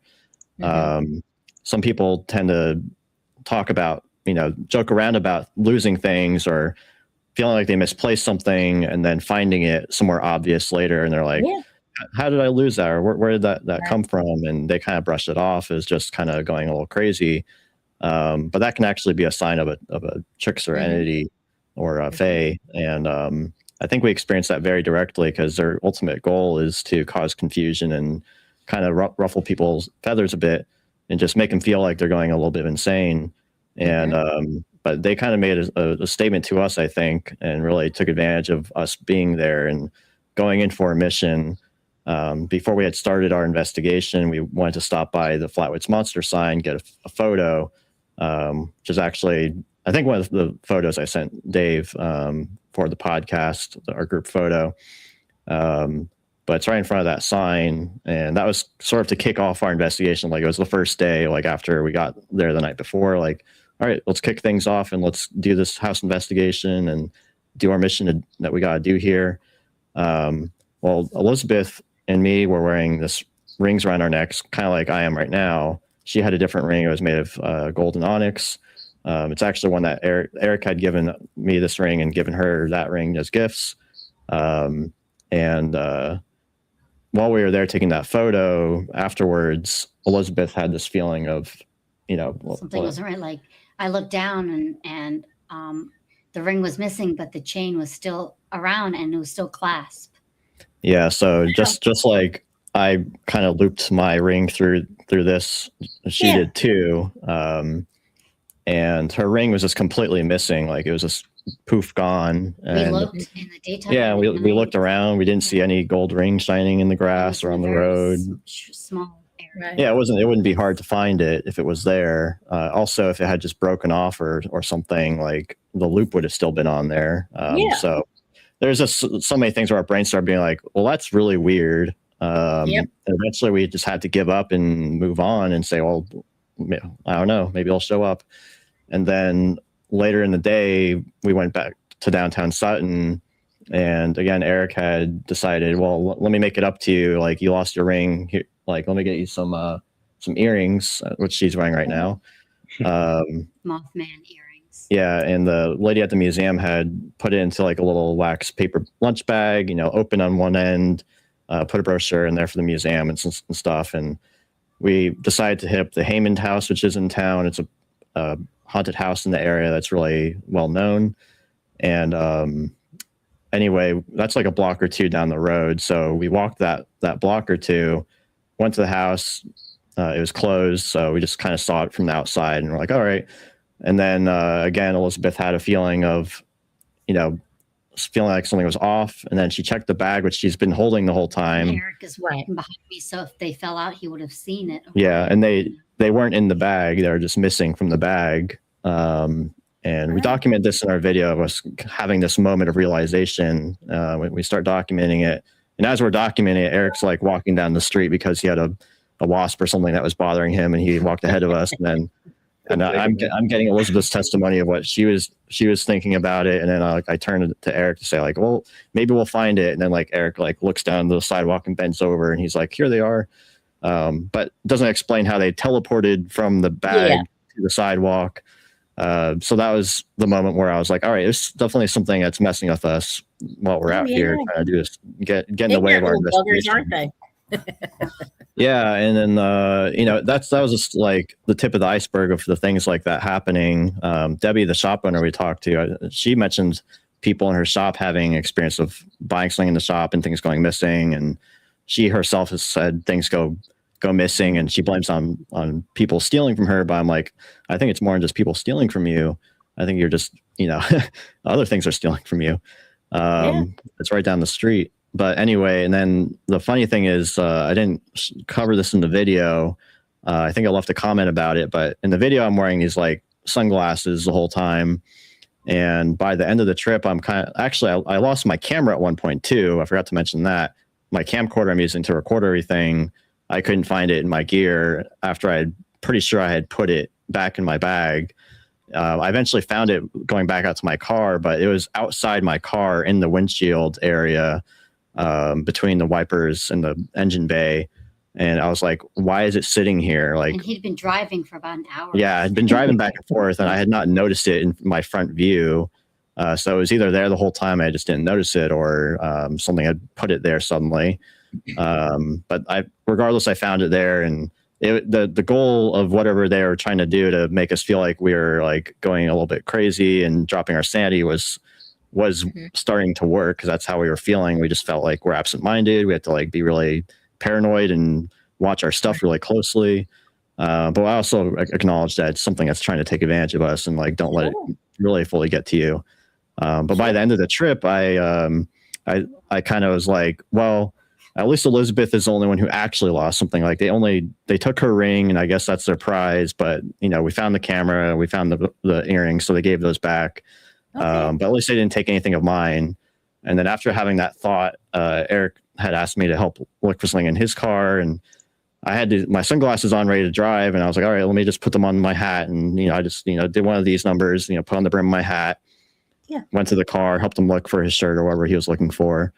About a minute later, get back in my car, getting ready to leave Sutton, and I go like this to my sunglasses down, and then I'm like, and the car is right next to his car. My sunglasses were gone. Like they had just poofed, vanished. And you would have felt again, that this is like a search area of like 5 by 5 feet. And if they would have fallen, I would have seen them, or I would have heard them like hitting the ground. So we couldn't find them, and I was just like, darn it. They knew I was thinking that. They knew that I was like, haha, you didn't get me.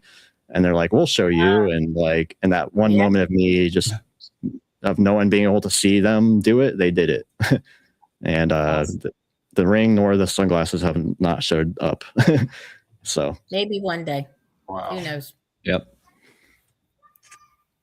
Okay. Before I ask this next question, if anybody in the chat room has a question for any of us, post your comment and put it in all caps. Joe, have you ever have you ever investigated Fort Howard? Fort Howard? No. Fort Howard State Hospital. On the list. Wow. I'll tell you what, I wish I would have known you guys then. Oh, you would have loved it. What do you think, Tracy? Oh, yeah. Yeah, they have all kinds of critters there. There was even like Fort Howard a was nice. time warp sort of a situation. Mike and Peppy were looking around the place, and I think it was Fort Howard, and they went down a hallway that didn't exist Right. because they couldn't find that same hallway the next time. And it's not like the place is big, but it's not that big. That where you would lose an entire hallway. So you're lucky you got out. I'll share a story with you. We were investigating. I think it was the third floor we were on one night, and one of my colleagues sat down next to me, and I said, "What are you doing?" He said, "Eating M&Ms."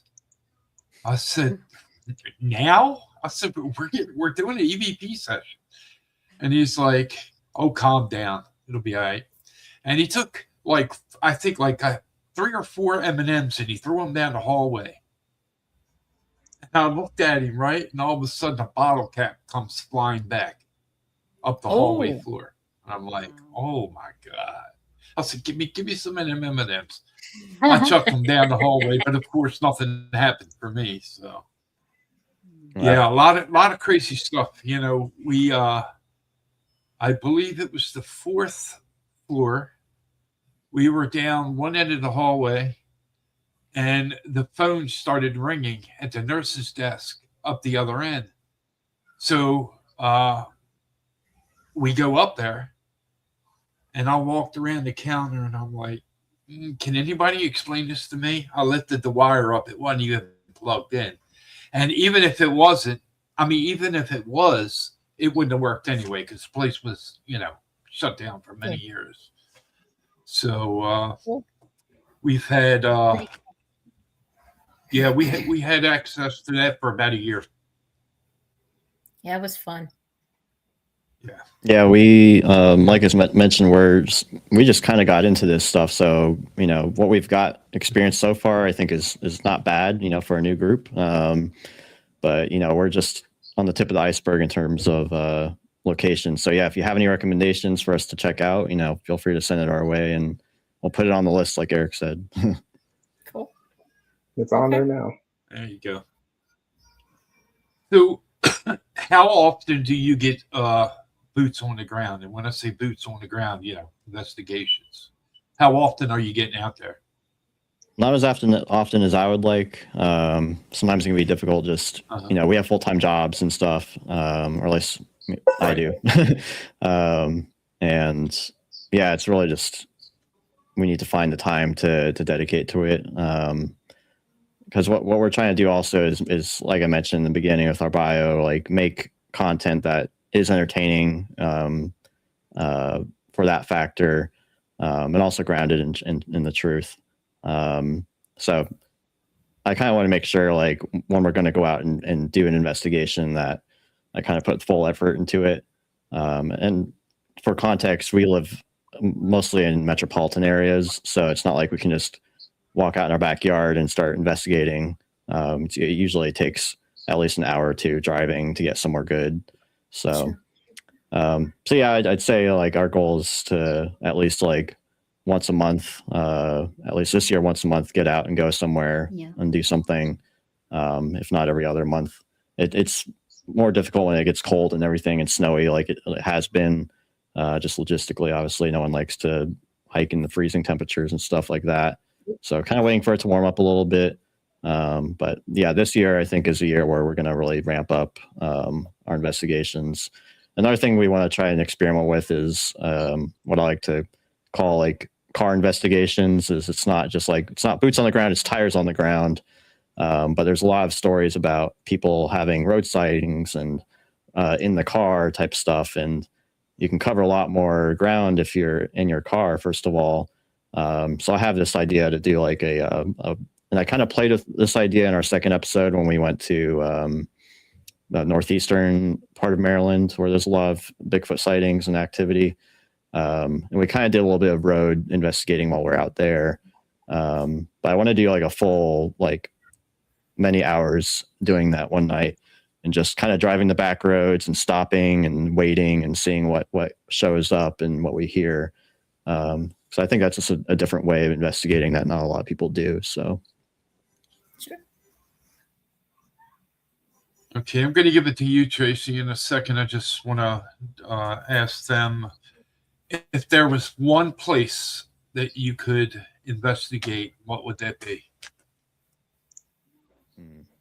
Oh, I got hand that over to Eric first. Yeah, I gotta find a name for it.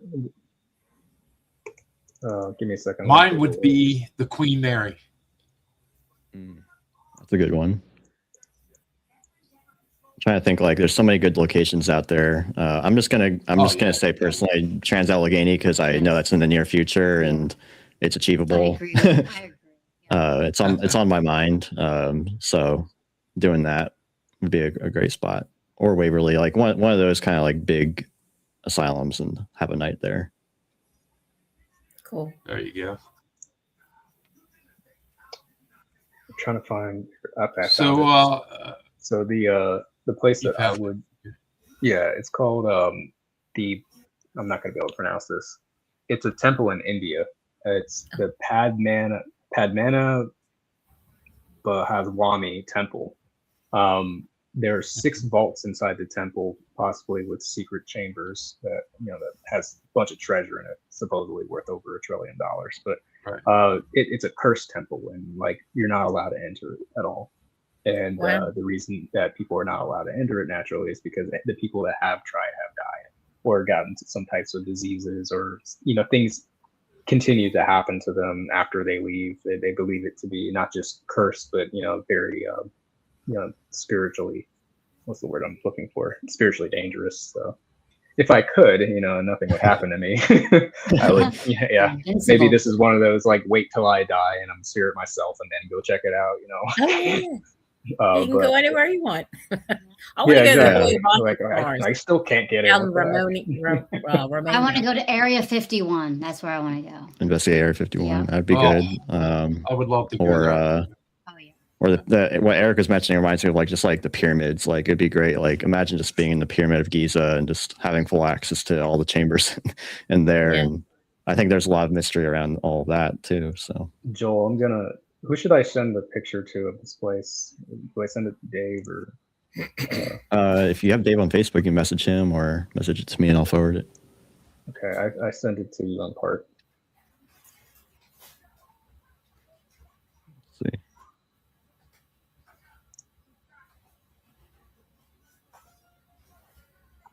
I heard about this. Skinwalker Ranch would be time nice ago. Too. Oh, that would be a really good one. Yeah.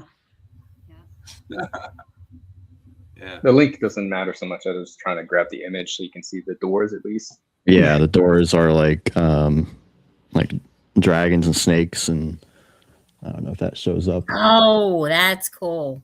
Yeah. Wow. Quite the entrance. Yeah. That's nice. I like that. Literally, yeah. You also try Savannah or New Orleans, either place. Full of spirit. Oh yeah, the South. Mm-hmm. I think there's a lot going on there with that history. Oh, yeah. Yeah, I've been to New Orleans.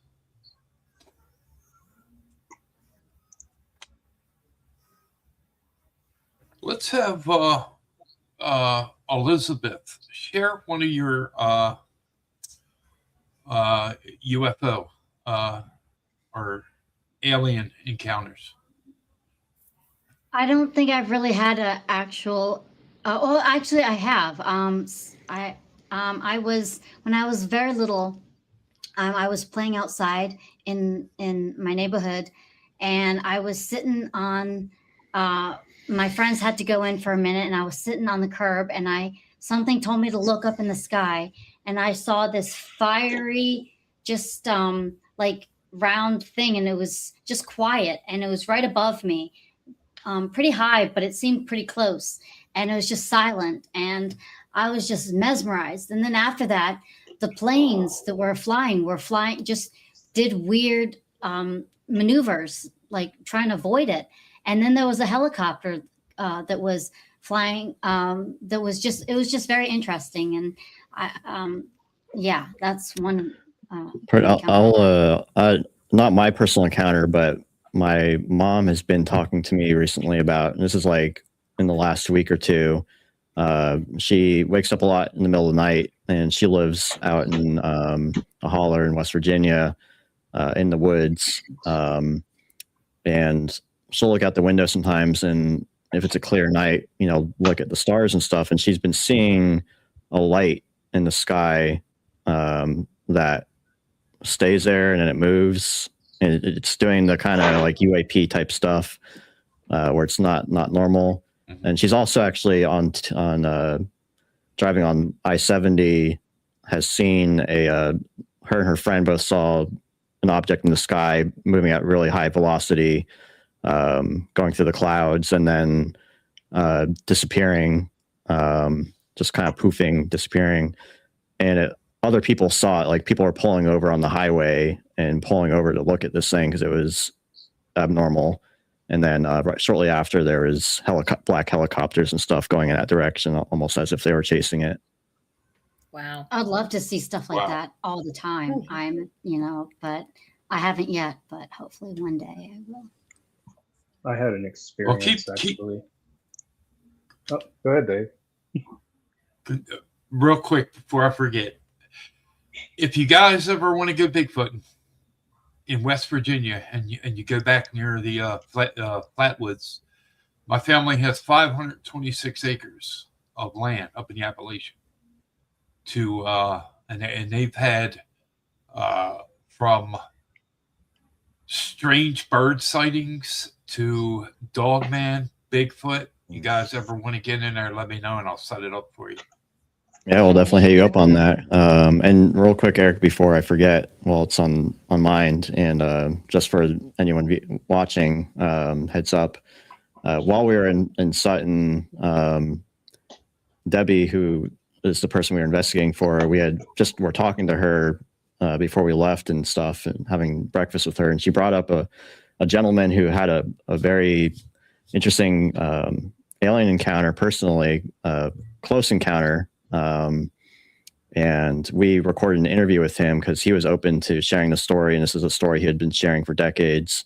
I think it happened in the 80s or 80s or 70s. Yeah. But he's someone who's a very straight shooter, down to earth kind of guy.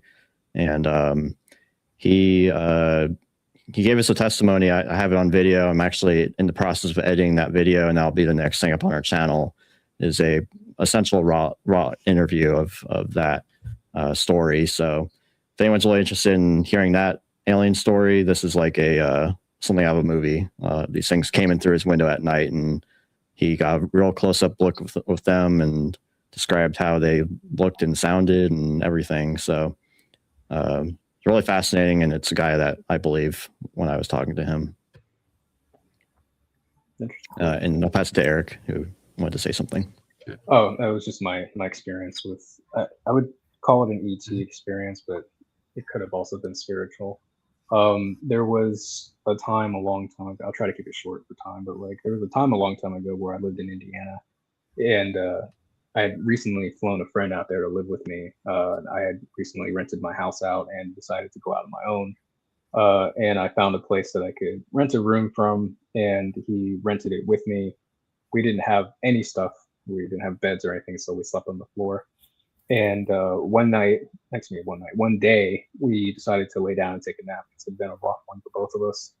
And as we were laying down, I started experiencing that sleep paralysis experience, like when something's grabbing a hold of you. And I remember going into a meditative state where, like you're not seeing from your eyes anymore, you're seeing in your mind's eye. And there was a woman with this like wardrobe, and she like turned it around. She's like, I'm not supposed to be showing you this. And it showed that one of those alchemaic symbols. I don't remember which one it was. And again, at this point in my life, I haven't crossed into meditation. I haven't crossed into projections. I don't know anything about all that stuff. It's all unknown to me. And then once that wardrobe turned around, I was able to see from inside the room. It was 3 beings that were standing above me, and they were they had 3 set of eyes. There was blue eyes, and they were like clear, like it was not like a ghost, but it was just like translucent would be. Yeah, like I could see like the window behind them. I could see that, but it was like foggy, and I didn't know any better. And I tried to get up, but obviously I couldn't. I'm paralyzed, and I could remember that I could like kind of like look my eyes to the left to see if Carlos was there. I was like, "Hey, like Carlos, can you get up, man?" But he was also stuck in that same state, looking over at me, and I'm like, "Oh crap, this is happening to my friend also." And I tried to get up. I tried to fight everything I could. I could not. I felt in danger based on what I had felt, never experiencing this before. But it was probably more shock than anything. But I remember as a Christian at that time as well, I was just like, in the name of Jesus, I command you to, let me go. And after that, there was like a staticky overlay, like it was like black and white, almost like a TV static over my eyes. And I started seeing like palm trees and all sorts of different things. And then I was able to sit up. And at the minute I sit up, at that same synchronistic time that I sat up, Carlos sat up too. And we both got up at the same time. We looked over each other. I'm like, "Man, did you see them?" And he's like, "Yeah, like I thought I was dreaming." I'm like, no, like that just happened. Wow. We haven't talked about it in a while actually, but like, yeah, that was my first experience with something. I to this day, I don't think it was supernatural. I think it was extraterrestrial in that sense. They seemed conscious and aware of my presence. They seemed like they were there for a reason. They had the ability to siege my body, basically, to download information into me. So we'll see what all that uncovers. I'm hoping that our experience with Park gives me answers to some of these unexplained things that even after everything I've experienced, still have no answers for, Maybe someone else out there has experienced the blue-eyed people. Not blue-eyed people, but you know what I mean? Yeah. Yeah, it's like, yeah, I see them all the time. Yeah, there's people with blue eyes. Have you been to Europe, Eric? Please.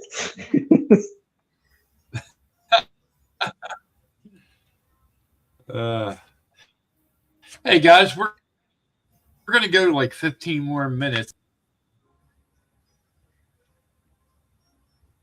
What advice would you give someone that's new in the paranormal?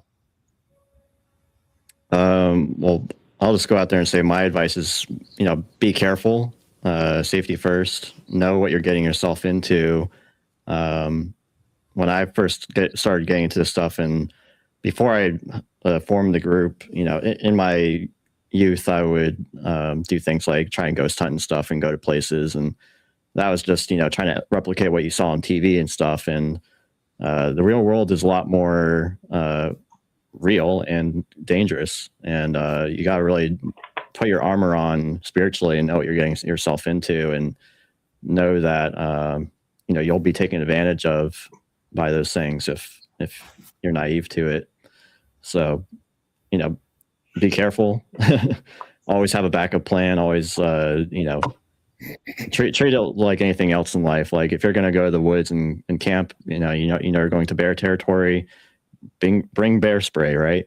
Same thing when you're doing this kind of stuff. Like, know what you're getting yourself into, and a lot of that's just being a spiritually sound state, and also, being in a sober state and clean state of your mind. If you have anything going on in your life that's, bugging you at that time, that's really holding you down, they will use that against you. So just know that. But yeah. And be open to everything. And be open to all possibilities too. Like it's kind of, there's a lot of researchers out there who is be like, oh yeah, I believe in Bigfoot, but I don't believe in X or Y. It's kind of like, well, how could you come out and say you're going to believe in something like that, but not, you can't pick and choose with this kind of stuff. And I think the more you look into things, and more that we've looked into things, like the connections start lining up, and you start seeing how this world of the paranormal and supernatural overlaps, and a lot of it sounds crazy, but the truth is more strange than fiction in that way. But anyway, I'll pass it to Eric on that, because he probably has some good advice too. Yeah, keeping sanity in check is important, because like we were saying, that when you're experiencing something, whether you experience paranormal or just paranoia, both are going to kind of test your limits when it comes to your mental sanity. This is not something most people walk into. There's a lot of joy into it. There's a lot of adventure, but there's also a lot of moments that most people just never just go walk in the woods at night, you know, whether you're with your friends or not. Most people don't just go into abandoned places or go into, you know, cave systems or what, you know, whatever they're doing. It's not the very unfamiliar environments where anything can happen. It's important to keep your sanity in check, to stay aligned with your group. On a spiritual note, you know, be aware of what, you know, kind of take some time and research things. And me being a Christian, I'll always say that, like, if you were baptized, you have the Holy Spirit in you and you truly accepted that gift, then the possession end of it, if you encounter a spirit that tries to possess you, won't be able to, because your vessel's filled already. It's one of the benefits that churches won't talk about, because most of their members, you know, they're there for the Bible studies, the community. They're not going to have those type of spiritual encounters, but the Holy Spirit resonates in you in a way that pushes everything else out. So the reason that I got the rings for Joel and Liz is because, you know, they don't have that vessel filled. And I concern, obviously, that I'm with them, and that if something happens to them, goes home with them, goes inside of them, that it's going to be an issue. So I got them rings that are generally seen as a form of protection. I don't think that it's not the bulletproof armor that the Holy Spirit is, but it's something, at least, you know. If their rings crack, break, disappear, or whatever the case is, then we know that they're under attack. You know, that's basically the way that I symbolize that. So yeah, protection's a big one. Being open, sanity is probably the biggest one, because whether you're with a group of people or not, like, it's you guys staying on the same page, communicating, keeping things open, it's staying together. Our trip this summer, the first time. Oh yeah, we sure did. Yeah. Yeah, they couldn't possess me. They couldn't screw with me. So they screwed with them. They screwed with them so bad that we got lost many times. Their communication was, you know, like on and off. Like I wouldn't hear for them to drive off without. We were all separated. There's no signal, so it was we get separated, and it seemed like every time that something happened, it was all about trying to keep us separated. Messed with my GPS to the point that I, for hours, couldn't find them. You know, went down wrong roads that I never set up the address to. It was, you know, that experience taught us a lot about, like, things that we need to do to prepare for that. So that would be my best advice. You know, be spiritually protected, as Joel was saying, have spiritual armor of some sort, or have the Spirit in you, Holy Spirit in you, and keep your sanity in check. And make sure your team is all on the same page. Don't go wander off in the woods without them. That I'm just gonna go for a pee real quick. Go with a buddy, you know, or everybody stand within 10 feet of each other. You know, it sounds silly, but you appreciate it when you're out there, because anything can happen. You know, this isn't about like a portal sucking you up and turning you around. It could be just something grabbing you. It could be a wolf. You're out there looking for, you know, dogman or something like that, and you encounter an actual wolf. That's just as bad. You know, with no bear spray, no guns, no nothing. Yeah, like a bear or whatever. And the concept of a Bigfoot being telepathic, and that it can sense, you know, your intentions and your state, even having a firearm on you. That's not going to turn them off. As a telepath, they're going to understand that, like, that's for your defense, not for your offense. You know, unless you're, like, in your brain visualizing killing them constantly while you're out there engaged in some firefight. You know, that's not going to be good. But yeah, I think that overall is just keep your morale up. You know, look out for your team, and be aware that the desire to go out and look for the extraterrestrial, going out looking for the supernatural, requires you to have some sense of supernatural protection as well. Awesome. Okay. Tracy? Yeah. What? Any final questions? No, I'm taking everything in. You know, I everything they said is spot on. So I wish you all luck, and, you know, like to have you on my show at some point. You know. Oh yeah, I was gonna say we need to connect as well. We do, definitely. Yeah. Mm-hmm. Yeah. No problem. I was just getting ready to say that. Yeah. Definitely.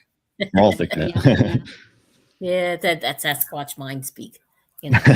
Yeah, I I'll wanted to be in mention touch. something. Good. On one of the trips that Joel and I went on prior to us being apart, we were just going hiking, like going for camping and whatnot.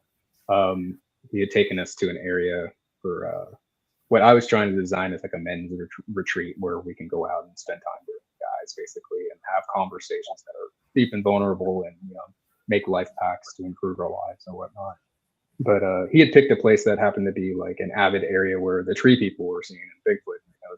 And I didn't know this until I was there, and I didn't really care about it too much. But one of the things that happened to me was that I had a vision in a meditation cycle before we went on the trip, and it was like this hollowed out like building, and not like building, but it was like in the woods, and it turned around, and there was a creature, for the best part that I can put it looked like a tree and a person with fur and stuff like that, bark on it, and it was inviting me to its camp, and I sat down with it, and it was just like, I want to see you next week, and I was just like, okay.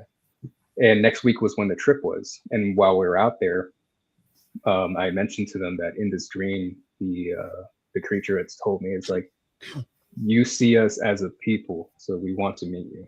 And for Joel, that resonated with him in a different way. It's like, if they want to meet you, I want you to meet them. And I that night had experienced some happenings that kept me up all night till like 4 a.m. And I don't know if it was the trees or the wind or whatever. Like that was never concluded. But in my spirit, I felt like something was there, something was loud, something was breathing over my tent. And the visions that I had while I was in the tent that night were very, very strong. And the whole time I was saying, if there's something that wants to meet me out there, I don't want to meet. It's like, you're a people, I'm a person too. Like I don't want this encounter. The guy next to me in the other tent wants to encounter. Please go. Like I'm in my head, like I'm talking to God. I'm like, please go talk to him. Please go, rip his tent open and go talk to him. Don't do that to me. I'm terrified of you. I don't want. Well, you're the one that was ripping my tent open in the middle of the night, and yeah, because he woke me up, and the guy I was with. I'm up from 1 o'clock in the morning, 4 a.m. watching it. Yeah, he was trying to text me the whole time, like, "Hey, are you awake? Wake up! There's something outside the tent and stuff." Signal. And like, the signal wasn't coming through, so he just barges into my tent with a flashlight. I'm like, "Oh my god, what's going on?" He's like, I got "We've got company. There's something out here." And I'm like, "Okay, well, let's stay up." And then I'm asleep by his feet for 2 hours until the sun comes up. Yeah, my tent doesn't really comfortably fit all of us. No, I'm but just we were like crammed in in the there. fetal position by him. I'm like, there's something out there. It was like bellowing over my tent. I will say, like, Eric was afraid for his life for sure. So you were definitely experiencing something. And for additional context to this area, it's in West Virginia. It's part of a nature preserve area, and it's where my mom had a sighting of what she believes is a juvenile Bigfoot, because it was along a trail that's out there that's connected to the Tuscarora Trail, and she noticed something behind the trees, and was like, "Huh, what's that?" And it was one of those things where you stare at it for a little bit, you're like trying to process what you're looking at, and her first instinct was thinking like, it's a dark-skinned person, but why are they standing off trail, like in thorns and stuff? And like, why are they standing there?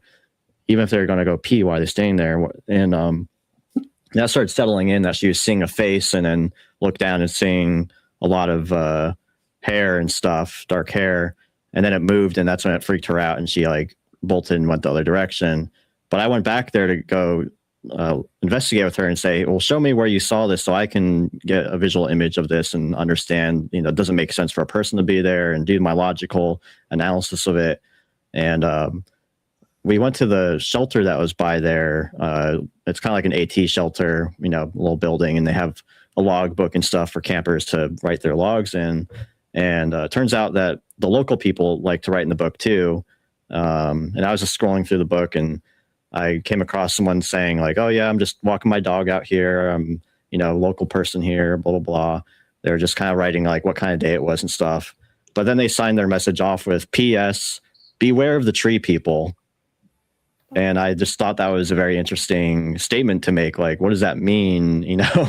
And my mom is seeing someone standing behind a tree. And then me and Eric go out there later and have this experience. And it's one of those areas that also has like, it's named after the devil. It's like devil's nose or devil's eyebrow or whatever you want to call it. But I believe that like in Bigfoot worlds, it's like the people who made these names named things devil because that's what they interpreted them as. Oh, that's where the devil lives. Don't go there. Like that. We're naming that place because the devil's there because they were afraid of it and didn't know they perceived it as evil. So yeah, it was an interesting little spot. And actually I had walked the creek down there and I don't know why I didn't get a photo of it, but I found a weird footprint that looked like a 3-toed footprint. Like it looked like the bottom half of a human heel, but then the top half was like a bird foot, like, I don't know, almost like a big turkey print, but it was like human and bird at the same time. It just didn't look right. And I was like, that's curious, but for some reason I was not compelled to take a photo of it and just like moved on. That trip you were extremely skeptical, and like it was way before, like I said, before part or anything. This was really just meant to be like a camping trip for fun, and we ended up having that going on. And we were talking about Bigfoot a lot, and I was talking about Bigfoot stories at night, you know, around the campfire, and I was like, maybe I just got into Eric's head too much, and he was just kind of a little afraid, and you know, but no, you were scared for your life, and you definitely felt like you had something happen, and it's in an area that other people have, you know, had things happen. So that during that trip also, I don't know if you remember this or not, but it was like after we woke up and I was just like, you know, like expressing to you what I experienced, and you're like, well, like, you know, maybe there's a sign. I'm like, you know, well, I'm like, if they wanted to meet me or whatever, can you give us a sign that you were here? Because he's not seeing anything. He's looking with his eyes. He's not like feeling it out. Like I don't know if he can feel it out. And a gigantic tree that was on the other side of the river. We were sleeping on like a river crossing. This gigantic tree came crashing down right in front of our, like making a bridge basically in between the river on that side to our campsite.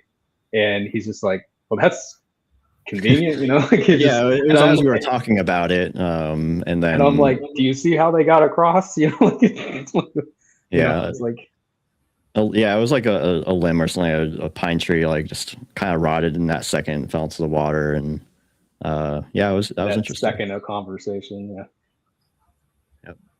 it's a silly story, but the reason I told that story is because it goes back to what we were talking about, forms of protection and communication, but also more importantly, remembering that like spirits were people.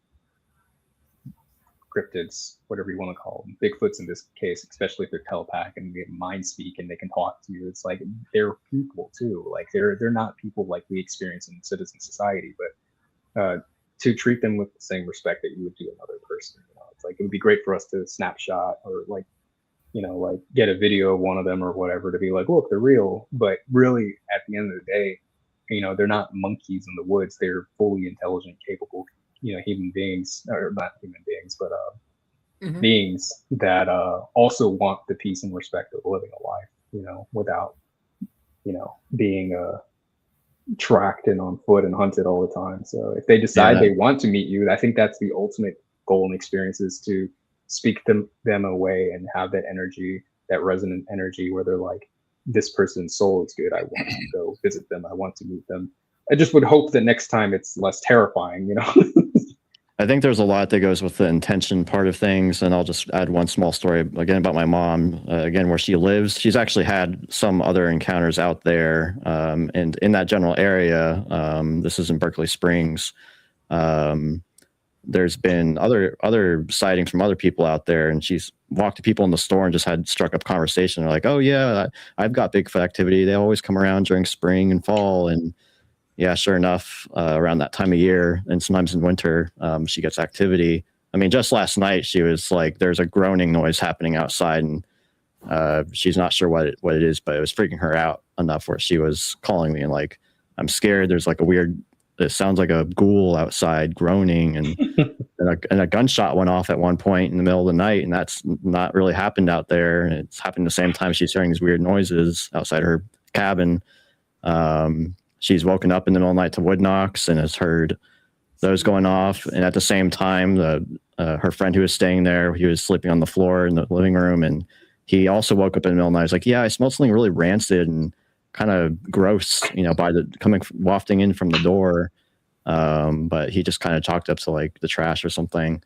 But something just interesting that's happened recently. She sends out positive intention a lot of times with, okay, I'm open to you guys. Like if you're here, you're not going to hurt me. I want peace. And one night recently, she put out some old banana bread she had made. I guess it was going stale, and she put it out on a metal tray, cooking tray, and said, she said just like audibly or spiritually to herself, "This is for you guys. Like, feel free to have this." And she put it on a log. It's outside by the woods. And the next morning, everything's gone. Obviously, like if you put anything out there, we have raccoons and foxes and all that come by. Animals will take that stuff. But what animals don't usually do is return your cookware. So she had one instance where she had put a bowl of something out and they took the whole bowl and like the bowl is gone. And we don't know. Like I chalked it up to maybe it's a bear, a bear like takes it in its mouth and walks off with it or whatever. But this last case when she said, this is for you, but I want you to bring back, don't take the cookie sheet, please. So the next morning, the cookie sheet is laying neatly in front of the door to the back of the house where she goes out and puts the stuff. And it had moved like probably a good like 20 or 30 feet from where its original location. It was placed neatly with not a crumb on it, just right back, where she would have seen it when she opens the door. So it's like, well, that's what I asked for. I asked for them to bring it back and they brought it back. So like, I don't think a raccoon or anything like that's going to drag a metal tray and put it square neatly, just like a person would, right back down the ground. So she's having stuff out there, and it's ironically a spot where I'm like, yeah, like ironically you're getting a lot of activity, and it's like we should do an investigation out there. But like I've been out there enough too, and I like to make fires out there and stuff, and just haven't had that. So we need to get that metal tray before she cleans it, and like examine it for specimens. Yeah, exactly. It's like, yeah, that's a relationship she's building out there for them, and it always happens when the cameras aren't up, and that's something I think is funny when it comes to this stuff. Is people talk about how come trail cameras haven't found them, well, first of all, yeah, there is trail camera evidence and photos out there that does exist, so just look for it. But it's very rare because I think they are very perceptive of whatever IR is coming out of those, or just the energy coming out, the electronics. And also they can just see with their eyes. They know what you're doing. They know your intentions. If your intention is to capture them on a video, they don't want anything to do with you.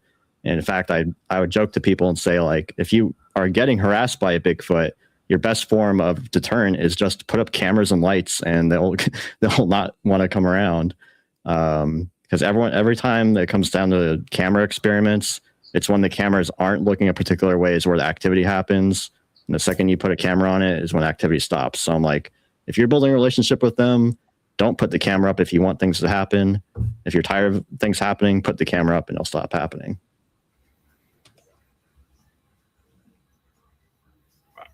So yeah, it's the paradox of Bigfoot research as well. Guys, I want to thank Eric. I want to thank Joel and Elizabeth for being on tonight. And Tracy, thank you for sitting in with me. Oh, no problem. And I'm going to go ahead and close out. It was great being here, Bruce. Thanks for having us. And nice meeting you, Tracy. Yeah. Thanks for having us on the show, guys. I appreciate it. Hope to do this again sometime. Yep, definitely.